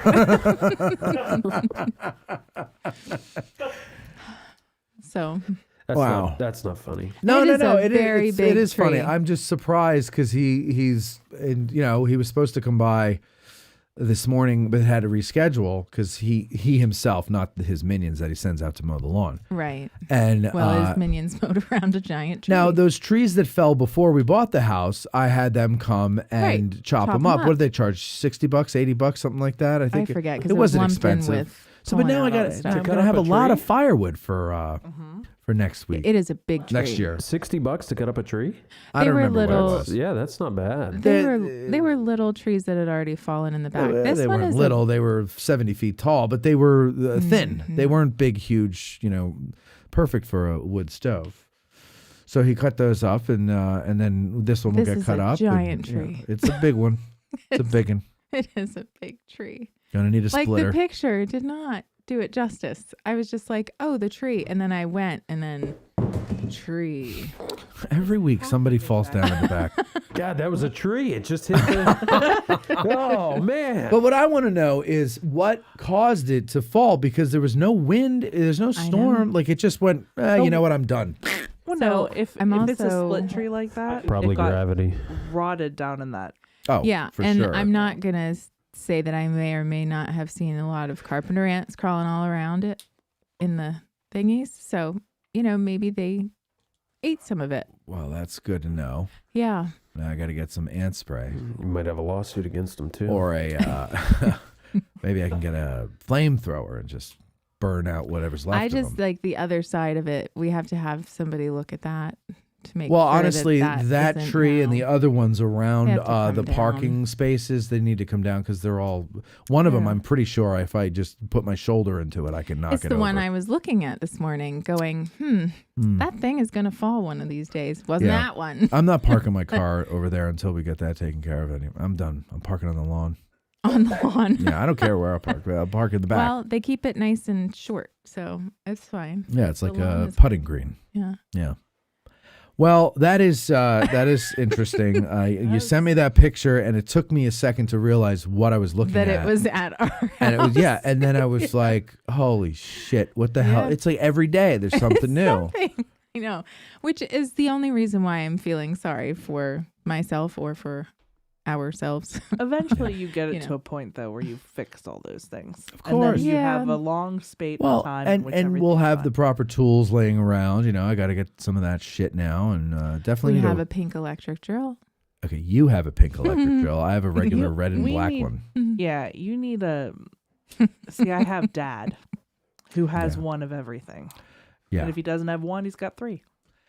Well, and I was thinking too. I was like, "Damn it, Colby," because Colby Yeah, would have he come always- over with a he would've come chainsaw. over and chop that up. He would have come over with a chainsaw and be like, "Don't worry, dude, we'll get it." And then we, and we put everything, what he we would've put said. everything in the bed So of his here I pickup am, truck, and then we move it expecting- over and start splitting it. And then I got my firewood for next year.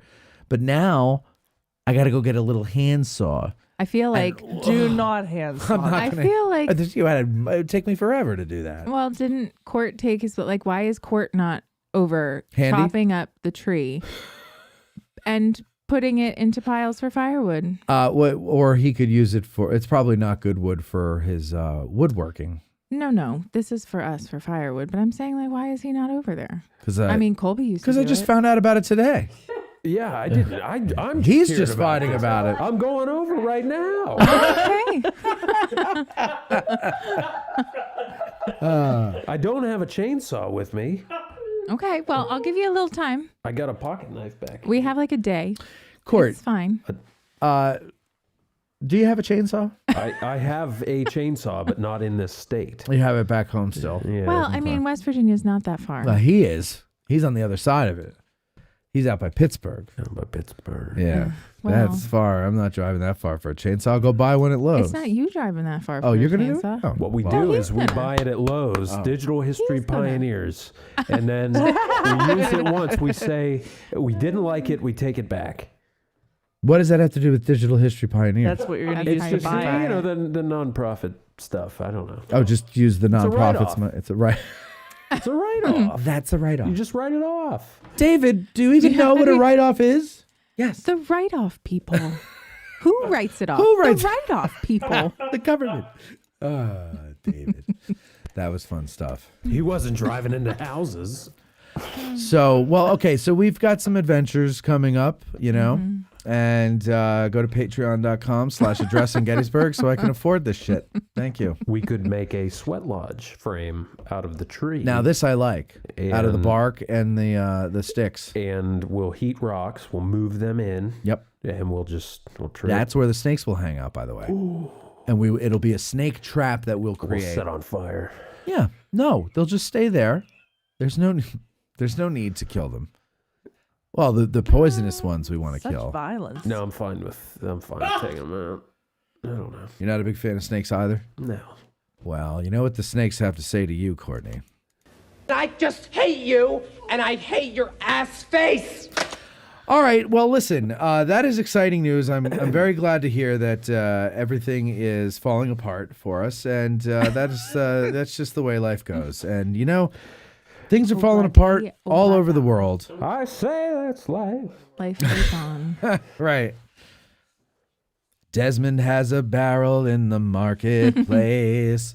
Molly is the singer in a band. And now, all the news that's fit to print and a good deal that's not. Here's AG Today's lead anchor, Bethany Euling, with current events and sidewalk conditions. Tripwire South and Tripwire Aviation forcefully reject baseless lawsuit as smear campaign by competitor.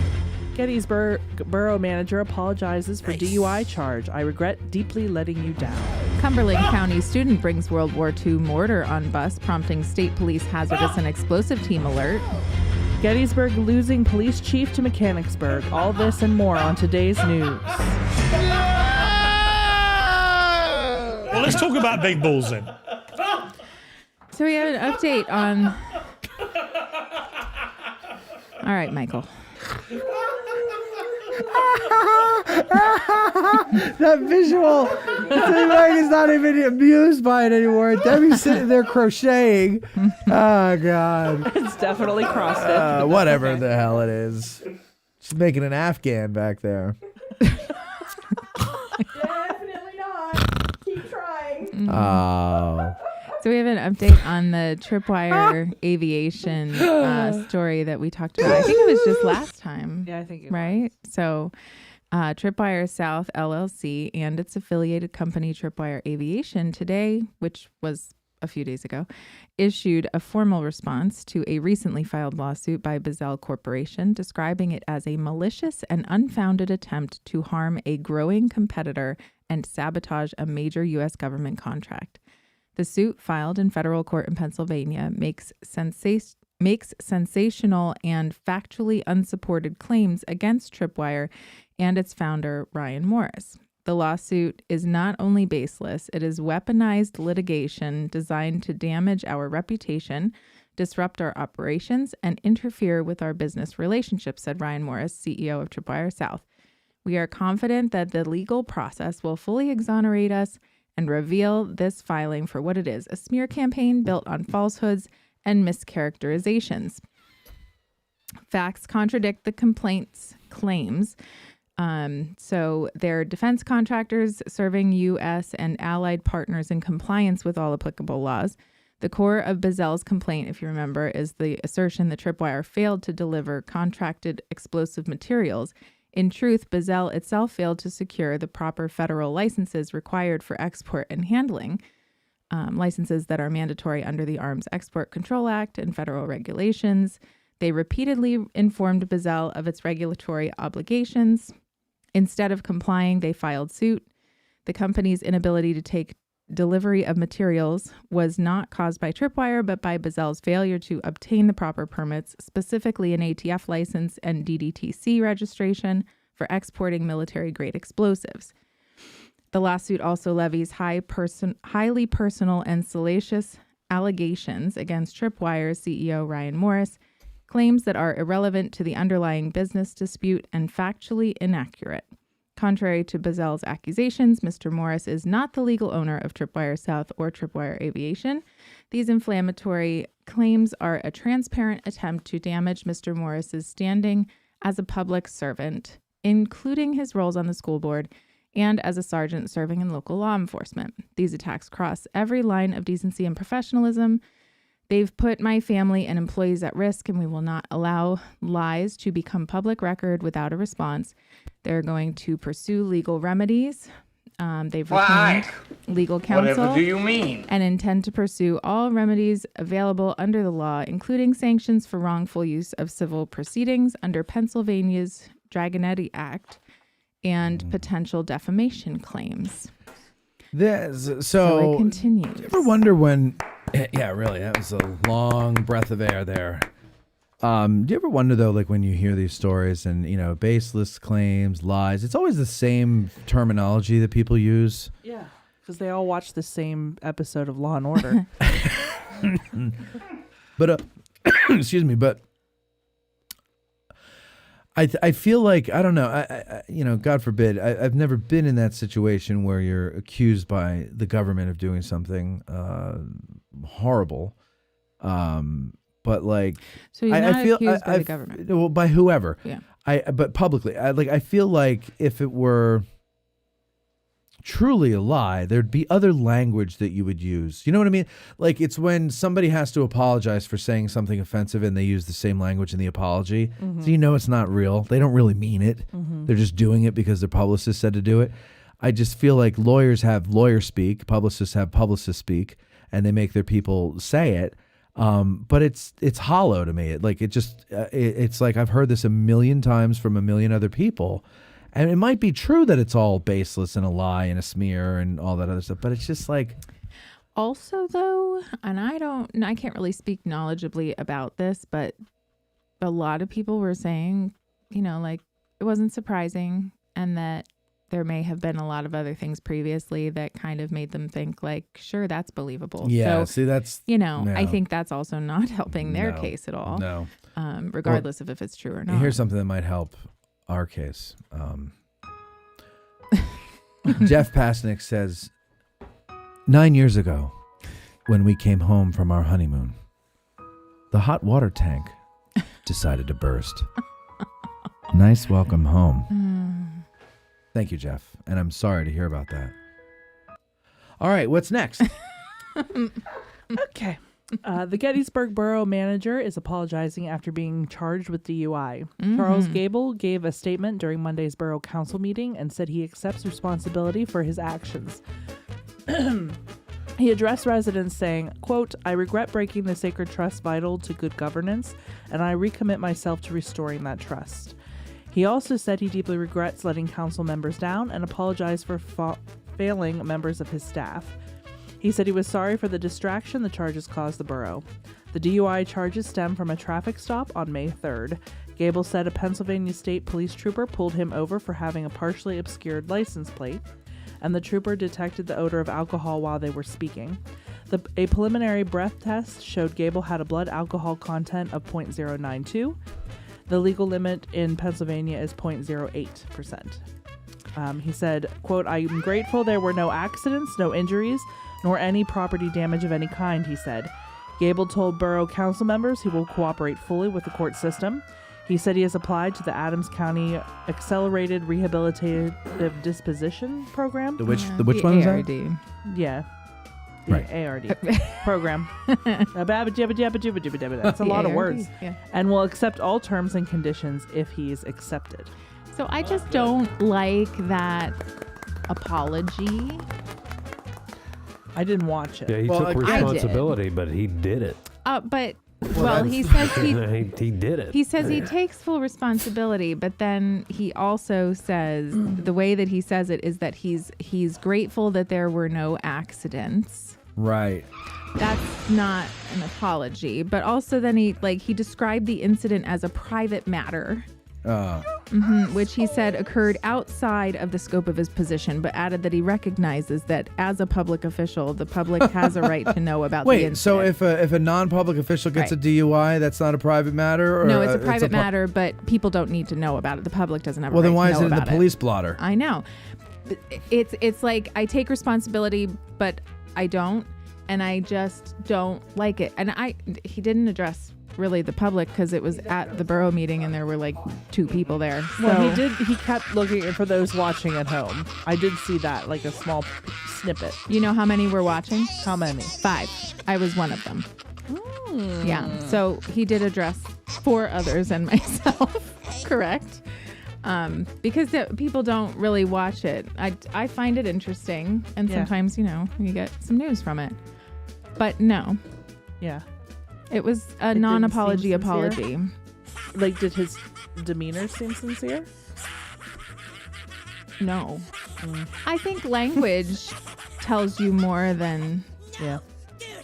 I mean, even if you were trying to pretend, you could have done a better job with the language. Yeah. I feel like, somebody could have said that. No, he can't read my poker face. She's got me like nobody. Go ahead. I don't know. I seriously apologize for the distraction this has brought the borough. Yeah. Like, everything he says is not, I'm sorry I did this. Not the I crime shouldn't have against done it. the society, but Yeah, the it's not, distraction. I shouldn't have done it because it could have been a horrific thing. Yeah, what and, if he had crashed into someone? Well, he's very grateful that there wasn't a crash. Yeah. Like, I But he just think still that he did could it, have done yeah. a better job with the apology. That's all. Now, I don't. But I also, it's the take accountability because you feel like you have to, but don't take accountability when you're in the middle of like more he's like sorry he got protecting caught. himself. Yeah. So I don't drink unless Cindy is pushing it. Yeah. But I can't imagine. Well, it is true. I don't know. With everything, with as blatantly in your face as society is about don't drink and drive, give your keys to somebody. Wow. Make sure you don't do this. Yeah. You would think that even in your most drunken stupor, you would be like, maybe I shouldn't do this. No one here has ever done it. But I mean, even if you do. Yeah, but I was 22 and it was stupid. You know what I mean? Like when you're young, you stupidly do that. Look, here's the thing. When you have a problem, it's hard to do things that are smart. Your problem rules you and you think you're pickled all the time. You think you can handle it.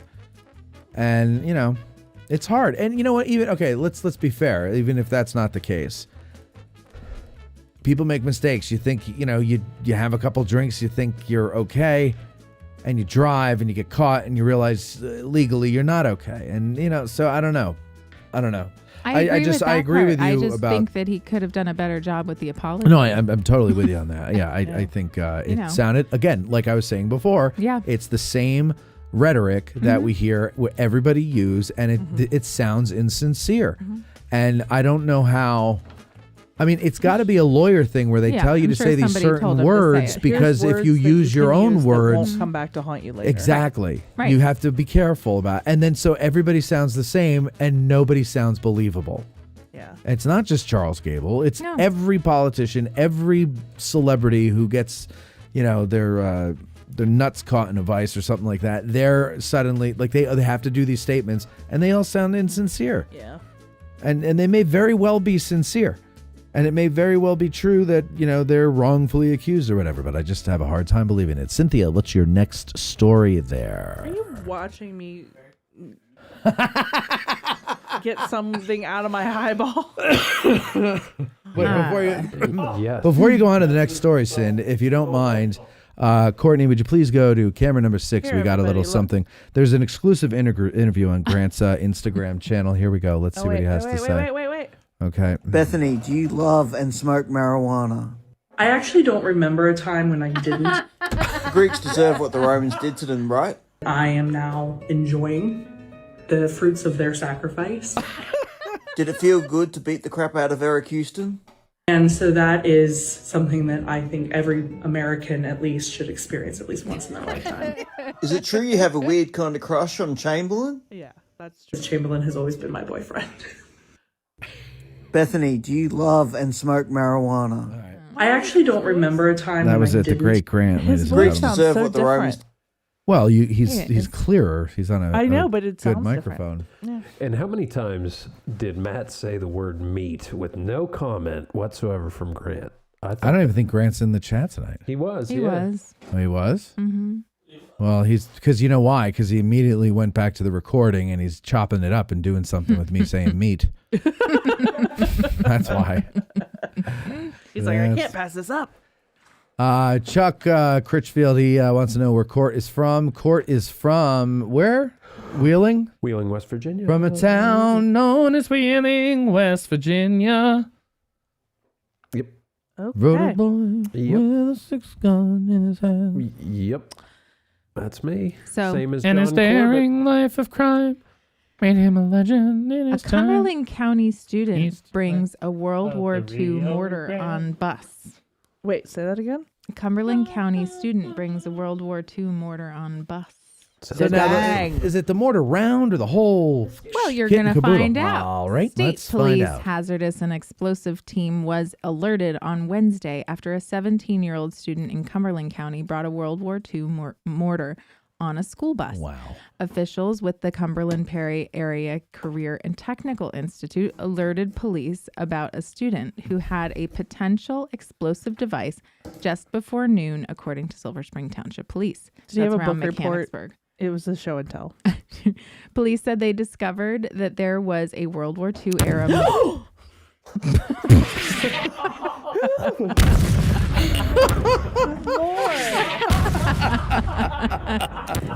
You got Mike. You got Mike. You got him. It's real. Oh my God. It wasn't even that loud. It was loud in my earphone. So police said they discovered that there was a World War II era mortar round in the student's backpack while they were on the bus. After finding the mortar, the Pennsylvania State Police Hazardous Device and Explosive Section was alerted and investigated, finding that the mortar was inert and contained no explosive nor propellant. The student, who goes to Greenwood School District, brought the mortar to show their friends and did not intend to threaten or cause harm. Police stated, however, they are continuing to investigate. People are so uptight these days. Like, come on. Why can't you bring... You know how many mortar rounds I see every day at work? I'm sure. Yeah, right. That's true. They're not going to do anything to you, especially if there's no explosive. Am I right? Right. Then that other guy getting a DUI, taking responsibility for it. What I want to say is, who the hell else would be responsible for it? It's a great point. That is true. I take full responsibility. Well, Yeah. Yeah. Who we else got that, would? buddy. Yeah. We have you on video, buddy. What about the guy who poured him the drinks? No, I don't like that either, and that's something that's real. Is like you have a bar and somebody leaves there drunk and gets in an accident, they hold you responsible. Yeah, I don't think even if it's 0.09, and there's been people who did these experiments or whatever. People get to different levels at different numbers of drinks. And Yeah. different, so you can't even just as a bartender be Right. like 2 is fine because I've somebody else. been at. oh my God, I had that one. Yeah, you and you had were one at- for Bethany. Yeah. My friends So- and I did an experiment. We had a friend who was a cop and he had his breathalyzer and everything. And so we did an experiment. I was at a 2.0 and I was still able to stand straight. I wasn't slurring my words and I could drive. We drove around a parking lot to prove it. Whereas my friend who was at a 0.08 or something like that, he couldn't even walk to the car to get in and drive it in the parking lot and prove the point. So that's, I'm just, I guess, an alcoholic is really what it is. I don't know. Thank you. Sorry, I didn't mean to scare you with the mortar sound effect. Oh my God, I was not prepared for it.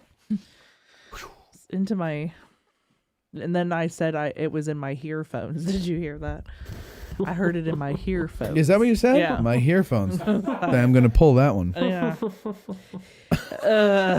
Gettysburg Police Chief Robert Glennie will be leaving the borough to accept a similar position in Mechanicsburg. What? Sorry. Grant, do something with that. You ever have a chill, like somebody to just walk on your grave? That was what that was. Mechanicsburg Borough Council unanimously approved Borough Council unanimously a conditional employment offer to Glennie as police chief on Tuesday. Glennie accepted that offer according to media reports, but has not yet submitted a formal letter of resignation. Hold on, Beth. Hold on. I just got it in the playback. Let me go. Hold on. Wait. Hold on. Getting a DUI, taking responsibility for it. What I want to say is, who Right, the hell else? Different levels at different. I just saw it in the numbers of playback and I drinks went back. are different. So you can't even just as a bartender be Right. like 2 is fine because No, because I've somebody else. been at and drive it in the parking lot and prove the point. Oh, So that's, whatever. I can't find it now. Okay, go ahead. I'm sorry. That's too bad. That's too bad. Glennie accepted the offer according to media reports, but has not yet submitted a formal letter of resignation. Glennie submitted his resignation effective June 27th, but Council President Matthew Moon, do you have that piece? No, because that's what they I said pulled this one at today. This is what they said at the meeting, Oh, because interesting. he said, yeah, June 27th was what he gave. But Matt Moon suggested the motion be altered to change his resignation date to June 8th. Moon said Glennie begins his duties in Mechanicsburg on June 9th, but he was trying to stay on till the 27th, even though he started on the 9th, and do both. Be paid twice. Double double jeopardy. And so they said, no, you can't do that, Yeah, but with two departments simultaneously. So All right, Courtney, if you will, go to the laptop here, and we've got the replay now of whatever the hell that was with Bethany. Let's see what it was. Into my, and then I said it was in my earphones. Did you hear that? I heard it in my earphones. Is that what you said? Yeah. My earphones. I'm going to pull that one. Yeah. Gettysburg Police Chief Robert Glennie will be leaving the borough to accept a similar position in Mechanicsburg. What? Sorry. Grant, do something with that. You ever What had the a hell chill was like that? It's like I had a chill. To accept a similar position in Mechanicsburg. What? Sorry. Grant, do something with that. You ever have a chill like somebody who just walked on your grave? That was what that was. Mechanicsburg Borough Council unanimously approved Mechanicsburg Borough Council unanimously. a conditional employment offer. All right, go ahead. Okay, that was it. Don't answer it. We're not expecting Glennie anybody. took the oath of office as Gettysburg's police chief on March 11th, 2019 at a borough council meeting. So he's only been our police chief since 2019. You're right. Yeah, something is on my eyeballs. I have people walking on my grave. I have earphones, and I am obviously... You got a lash in your eye. Lashes in my eyeball. All right, what else? So Aldi is opening a new Gettysburg. Now you're very grocery excited about store. this. Yes, finally. I am very. I don't know how I feel about this. Oh, I love it. Why? I don't know. It's not that I'm not an Aldi's fan because I have shopped there. It's Mhm. just that I am very much like I have specific things. Do you like to save money? I knew this was coming. Okay, yes, I like to save money. Well, then you like Aldi. But see, I like very specific things, and when I go to the store, I want in and out. I'm not a peruser.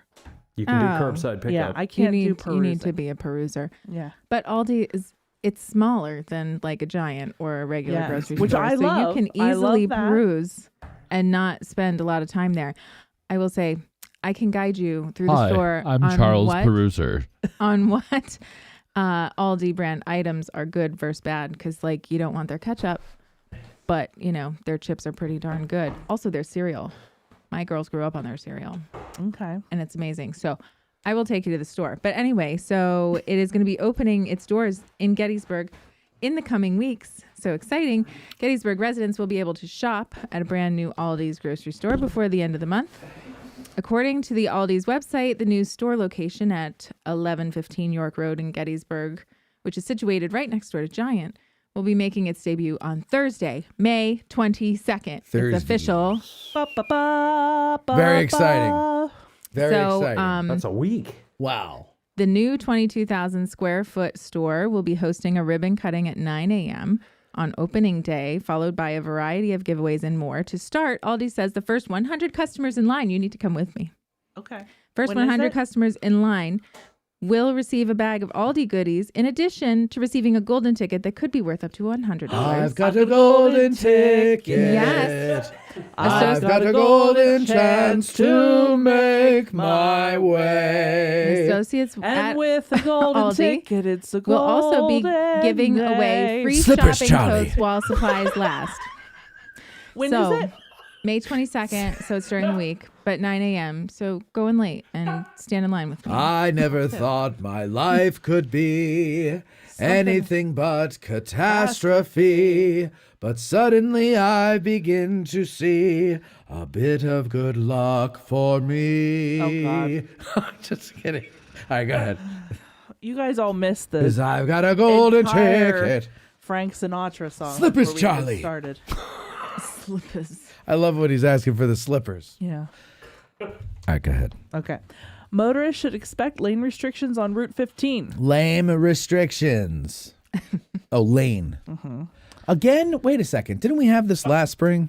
They're going to have it from now till the end of time.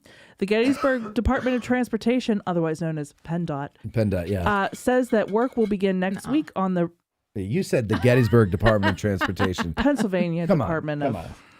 Come on, guys. I'm hungry. Route 30 bridge spanning Route 15 near Gettysburg in Adams County. Because we're here in Adams County. This work is expected to take about 2 weeks to complete and will require long-term lane restrictions in both directions of Route 30. It'll take 2 weeks to complete, but require long-term lane restrictions. Yeah. Now, hold on. What's the Isle of Shame at Aldi's, whatever the hell it is? Is that like the no frills, like discount rack area? Why is it the Isle of Shame? I don't remember why they call it that. Is that the stuff like the household stuff? Or? Like the they had maxi Disney adult apparel on sale. Like they put the flyers out. Is that what they consider really? the Isle of Shame? So maybe Jeffrey Pasnick can answer that question there. He says that he drives 40 minutes to go to a Wegmans. If you know, you know. We just did that. Yes. We just did that a couple of weeks ago, and I love Wegmans. the beauty of Wegmans is that there's an entire section of just different types of olives and cheese. Yeah. We're down there, and here's the thing that I it's actually good to go because it's down by Frederick, in Frederick. It's actually good to go there because it kind of made me realize, it's the condom aisle. Is that what he's saying? No. Francis Hasuli wants to take takes umbrage with you. She's like, "What's wrong with the ketchup?" So she obviously likes the ketchup. I don't like the ketchup Gonna at get in all. fights here, Cindy. But you know Not what? when you've been raised on Heinz. Heinz it's is only the Heinz. only kind Yeah. of ketchup I will enjoy. Yeah. So So Wegmans, we're down there, and I said to Cindy, because we're just kind of lollygagging through the aisles and everything, and I go the back where all the meat coolers are, right? And so I'm coming out of the cheese section, and you got to cross the back wall aisle to get to the meat coolers. It's like Frogger. And it's like Frogger. Yeah. Okay. There's always a million people. Yeah, it's a million people, and they're all going 900 miles an hour. And I go, geez, I've been spoiled living in Gettysburg because it is a slow pace here. And you just go 30 minutes, 35 minutes down the road to Frederick, and people are zoom, zoom, people with their carts going by. It's dangerous. Camp Hill is like that too. But that's I how think it that's just is Wegman because it's because Wegmans only puts stores in places that are not where people lollygag through the store. They don't have time for lollygaggers. They put them in the lollygaggers. bigger cities where people are going to spend the am a money and they're lollygagger. always zooming. Well, by the way, when you walk in there, I noticed this when we were walking out. I looked at the entrance. There's a sign that says, "Lollygaggers beware." No, there is not. Yes, there is. We got They a have a thing. It's like the lunk 3-pack alarm. A 3-pack pork tenderloin. Oh, for she's $12. obsessed with this. Yeah. Wow. It was Free. disgusting. What? That wasn't disgusting. It was not. It was delicious. Three All right. Their Their pork bread tenderloins. too is really good. Grant says, "Funny how you guys call it ketchup." What is it? What is it? catsup? What does he call it down there? Does he call it Catsup. catsup? And Tomato paste. Yeah. Oh, Gene says you have to pick a better time of day to miss the crowd. That's a good point. I'm sure. I mean, we went on a Saturday or Sunday morning, it which was is not the terrible, time to go. terrible day to do it. All right, well, go ahead. Let's get on to I dinner. have your answer to the Isle of Shame, by the way. Go ahead. Okay, so it's known as Aldi Finds. It's a middle aisle stocked with a rotating selection of non-grocery items, often limited time offerings and seasonal products. It's known for its impulse buys, tempting deals, and the feeling of shame some shoppers feel after purchasing items they didn't originally intend to buy. Okay, very But good. they have some every really time great I go to stuff. the store. But they have some really great stuff, and it's cheap. And as a matter of fact, they did, in fact, just have adult Disney apparel that was on sale for $7.99 You did, in the Aldi's. Jesus, that's Aldi's a whole show. Yeah. Did you know Grant claims that in Australia they call ketchup tomato sauce, which is then what we do call you marinara. Then what do you call spaghetti sauce? Yeah, pescetti sauce or pizza Or do you sauce. just squirt ketchup, what we know as ketchup, on your spaghetti? Yeah, you Robert De Niro and Goodfellas putting ketchup on your spaghetti. The hoof. I don't think they have spaghetti in Australia, even. They don't even have Italians in Yeah. Australia. They don't allow Italians Yeah. down there. Yeah, and he's on me about Greeks. exactly. He hates you about hating the Greeks, but he hates Italians. His whole country does. All right, what else? Go ahead. Your turn. Well, you have the one about. I mean, I'm Just happy go. to bring Pick- it up. Just but pick something. Just randomly. Immediately removed. Gettysburg College House yanks campaign sign following college fix inquiry. Election law expert said college should remove the sign. A campaign sign on property owned by Gettysburg College has been immediately removed following questions from the college fix.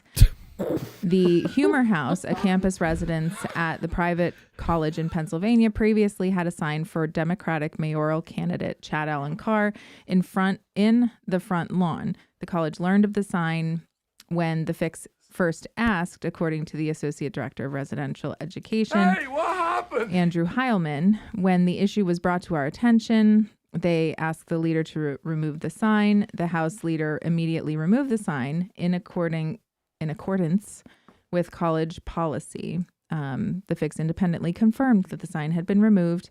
The sign raised potential legal concerns due to the college's status as a 501c3 nonprofit organization, according to a former chief counsel. Wait, what? Yeah, of the Republican National Committee.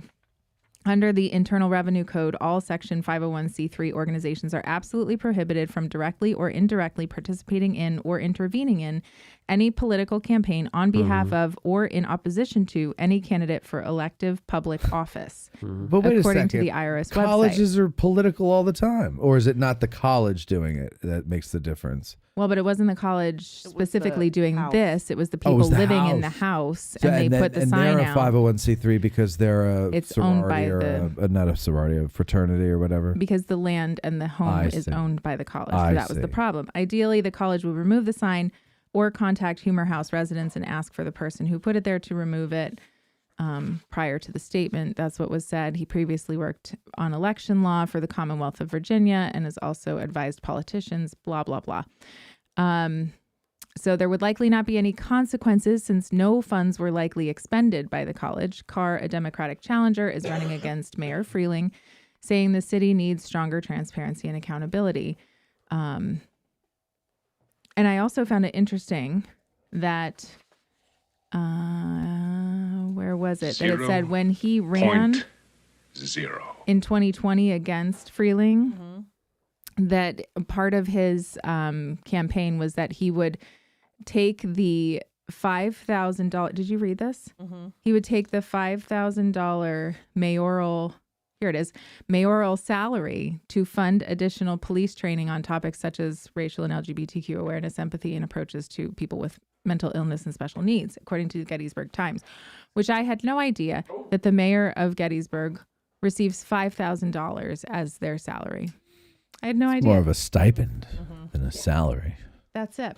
But I will say, so then that, I don't know, I guess because they were originally, they were saying the premise of that meeting, the People's Town Hall that ended up being held at the Barn Resort, was originally supposed to be held at the college in their theater. And I wonder how that is okay. Well, if you rent the space. If you, I feel like if there's something in there too that you have to do both. So, like, a political figure can go and speak at a college, but then you have to allow space and time for the opposition to also do the same. America's dead. Because didn't Gettysburg, wow. There we go. We did it. Yeah, there you go. Thank you. I just realized what you did, but Yeah. good job. America's dead. He said, wow. Now wait. So do you? I don't understand, and I don't really care. I think Mayor Free. I would vote for her because she came on the show. So that's all you have to do to get The my way vote. to Matthew's heart, be on the show. Rita.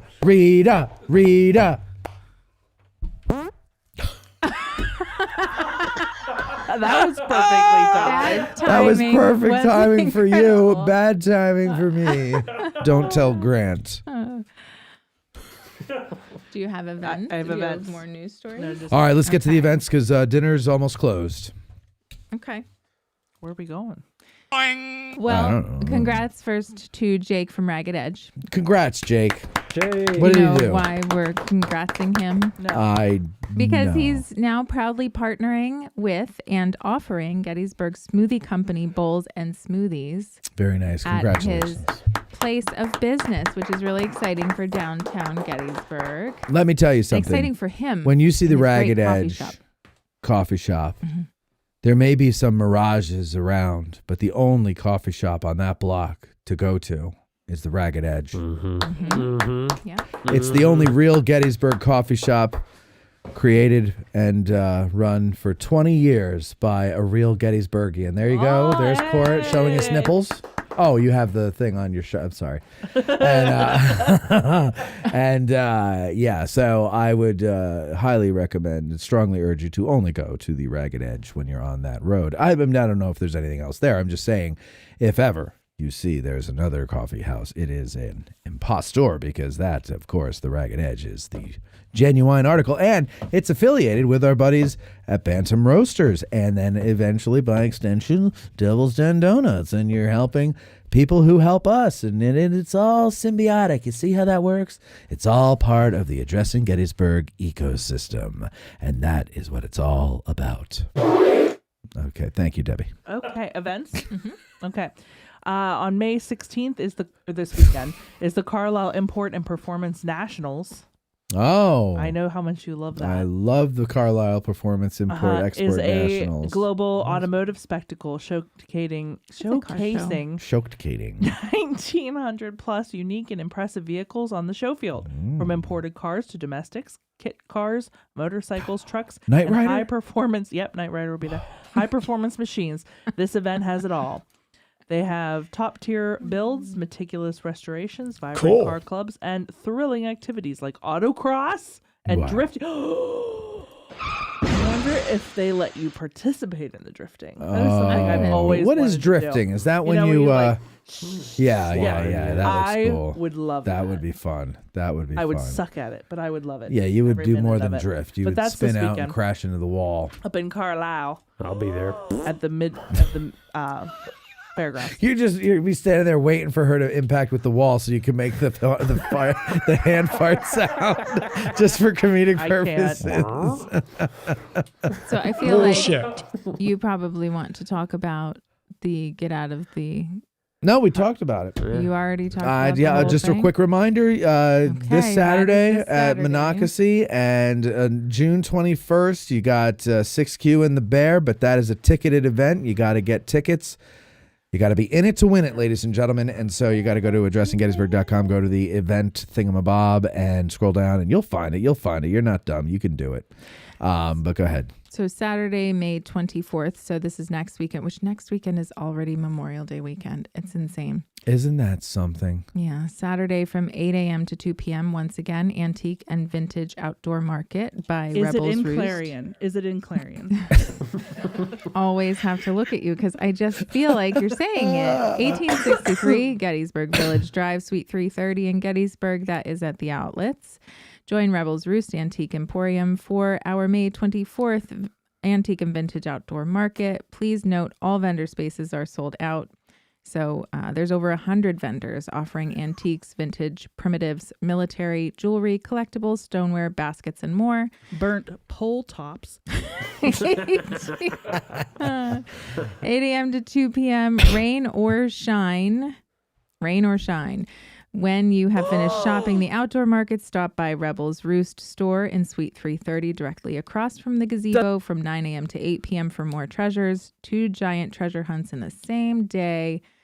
You can DM or you can call 717-479-5524 for more information. Dun dun. Okay.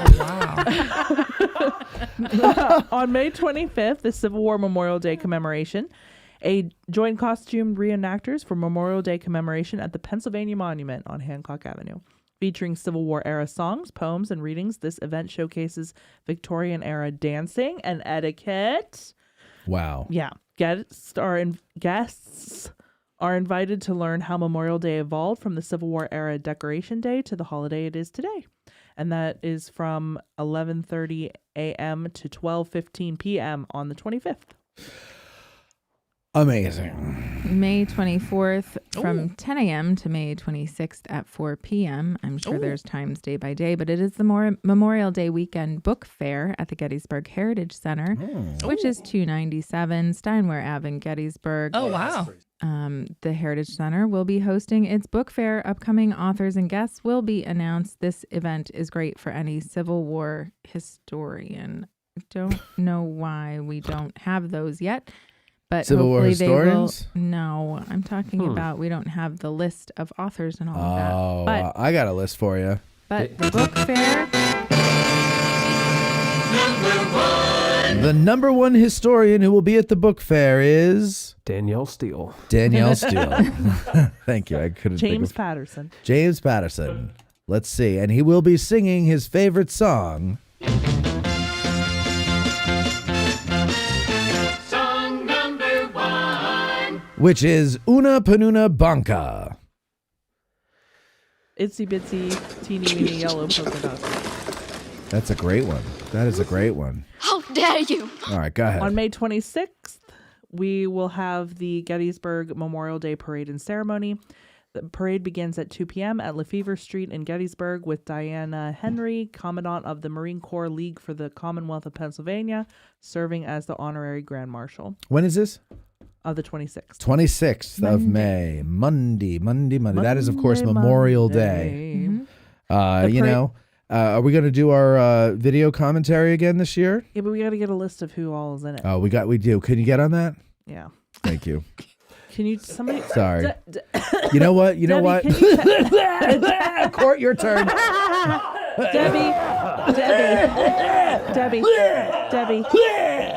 Debbie. Yes. Can you text me and shoot me a text that just says get parade lineup, and then that'll remind me. You know why? Because on Addressing Gettysburg, it's time for delegation. You're always 1, 2, 3 jumps ahead.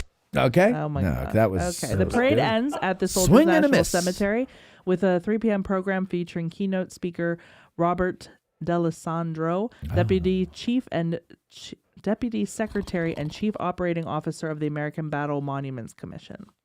Oh, that's kind of cool. Yeah, that is actually pretty good. I think he's been in my work before. Well, there you go. How's that loaf?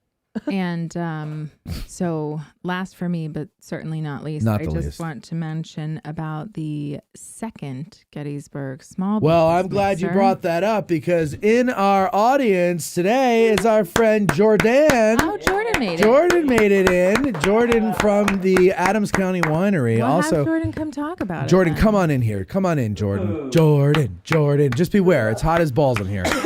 Oh, this is exciting. Jordan is from the Adams County Winery. They're going to be, What is just this? come The in and second annual what?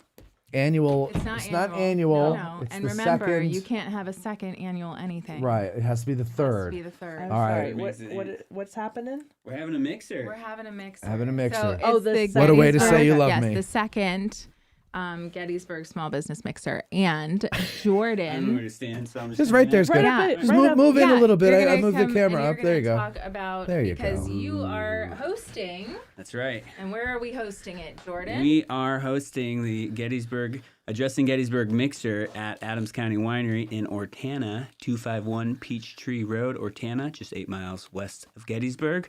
And we're going to have a sweet charcuterie board and a nice open bar full of our wines. Yes. And we are the oldest winery in Gettysburg, the 5th oldest winery in Pennsylvania. Really? We make some pretty good wines. You do, and I will be having a designated driver for that one. So am I driving you? So you'll drive me. Yes, I thought. The designation list right there. Because you get, you get the charcuterie board there, and you get the wine, and it's What makes a good charcuterie board? Just so we can prepare for it. sharp cheeses. Very 100%. Yeah. Aged Gouda. Yeah. You got to get some soft ones in there too, but also with the meats, you got to go. You don't, he likes the gabagool. I like the gabagool. All right. I don't know what Hot gabagool dogs. is. Hot dogs. Yeah, pigs in a blanket. What's the Venetian hot dogs? The little tiny. Yeah. Oh, those Vienna sausages? Yeah. Yeah, that's awesome. Those are so gross. Venetian hot dogs. No, you got to do the sharp cheeses. You have to do some of the soft ones that are not so sharp because not everybody likes those. Of course, you got to get your smattering of raspberries, grapes, things like that in there. But your Crackers meats and bread. You got to get your, like I said, you got and some spreads. yeah, too. You need spreads. some, like, but don't skimp on the gabagool. Don't skimp on the What is mortadelle. gabagool? For the fourth time, It's I've asked this capicola. question. Oh, Gabagool. okay. Don't ask. All right. I can't even really explain it. Sopranos. Yeah, watch The Sopranos. I- Come on, I thought I told you to go get me the gabagool. He gets all mad because there's no gabagool in the fridge. He's like, Jesus, come on, I come home for everything. There's a gabagool. You never saw The Sopranos? Nope. Nah, you're missing I never out. saw the end. We'll get there. We'll get there. Now that I know the TV works in the bedroom, we can watch it again. Oh, you know what? I have to resubscribe. That's right. To Max. To Max. HBO Max. Anyway, so Jordan, we're going to, when is the date on this? June 2nd. June 2nd. Monday, June 2nd, 5 to 7 p.m. 5 to 7, Monday, June 2nd. I like doing them on Mondays because it's a nice way to start the week, but also everybody can't stay late and party and get hammered because it's Monday. And also, those businesses in the town that might be closed on Mondays, it gives them an opportunity to be able to attend as well. That was smart thinking. That was smart thinking. Now, you said open bar. Cash bar? Cash bar. Open bar? It's wine bar. I don't know. Okay, the bar will be It's wine. open, but it Yeah. will be cash. Yeah. All right. Yeah. Well, now I don't need a designated driver because I ain't paying. Drinking on a budget. We always get the flights when we're there because we Yeah, like no. to try a bunch. Yeah.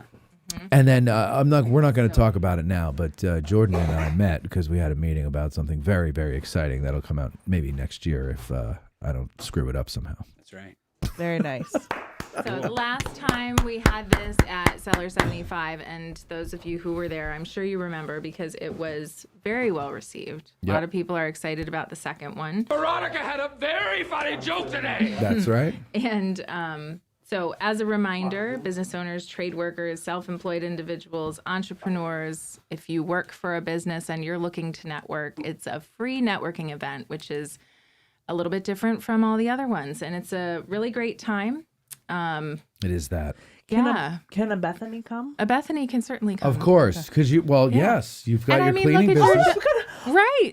What? And you'll have business cards. She's a Bethany. She's a Bethany. That's a Bethany over there. It's its own thing. Yeah, That this was is a given. Jordan. Yeah. Hi, Jordan. Yeah. Hi, Bethany. The Bethany is its own thing. But I'll have Do you want a to? Do you want to business know? event Yeah, for- give him your headphones for a second, because maybe Jordan would like to know about Bethany through the magic of song. Here we go. Bethany I could house that loaf. houses the loaf. She usually takes I usually take smaller bites. Dun, dun. Oh my god, my gut hurts. But when she cracks up, she jokes and snorts. How lucky are we to know a broad like Bethany? All of you love me. Okay. Beautiful. So that's That's me. Bethany in a nutshell. Thank you for that gift. No, this is Bethany in a nutshell. Album in a nutshell. Okay. All right. We're sweating done. and we're starving. So anything else? I have one thing. All right, go the ahead. 100 Nights of Taps will then start on the 26th. That's true. So the 100 Nights of Taps will be at the Pennsylvania Memorial on Hancock Avenue from Memorial Day through Labor Day, courtesy of the Lincoln Fellowship of Pennsylvania and the Gettysburg National Military Park. They're performed by buglers across the country, and it's at 7 p.m. every night and free and open to the public. And Addressing Gettysburg is sponsoring 3 of them this year. I just don't have the dates for you yet. I will get them to you ASAP, which of course means as stupid as popsicles. You're so sweet. All right. Well, listen, ladies and gentlemen, you've been a wonderful audience, as always, a splendiferous audience, if you will. And I really mean that. If I knew what it meant, I'd mean it more. But I mean it enough to know that I don't know. Thank you, Debbie. It's very quiet when you take these off. Mm-hmm. Yes, that's all of the foam on the walls that does that. Well, I mean, like, there's none of the Oh, well, the ridiculousness bullshit. that you Yeah. Anyway, ladies and gentlemen, we're going to get going. Thanks for watching. We'll see you in a month but I'm sure we'll see a lot of you on Saturday. And we'll see you, well, that's about it. Oh, we'll see you at the parade, the Memorial Day parade, I'm sure. And we'll see you at the mixer. Bye. AG Today is produced by Matt Callery, Bethany Yingling, and Cindy Compton. Engineered by Courtney Micker and sometimes someone else.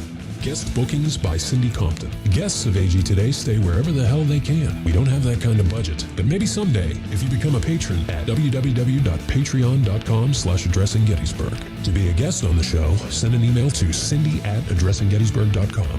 I'm Testicles Maximus, the voice of AG Today. Thanks for listening.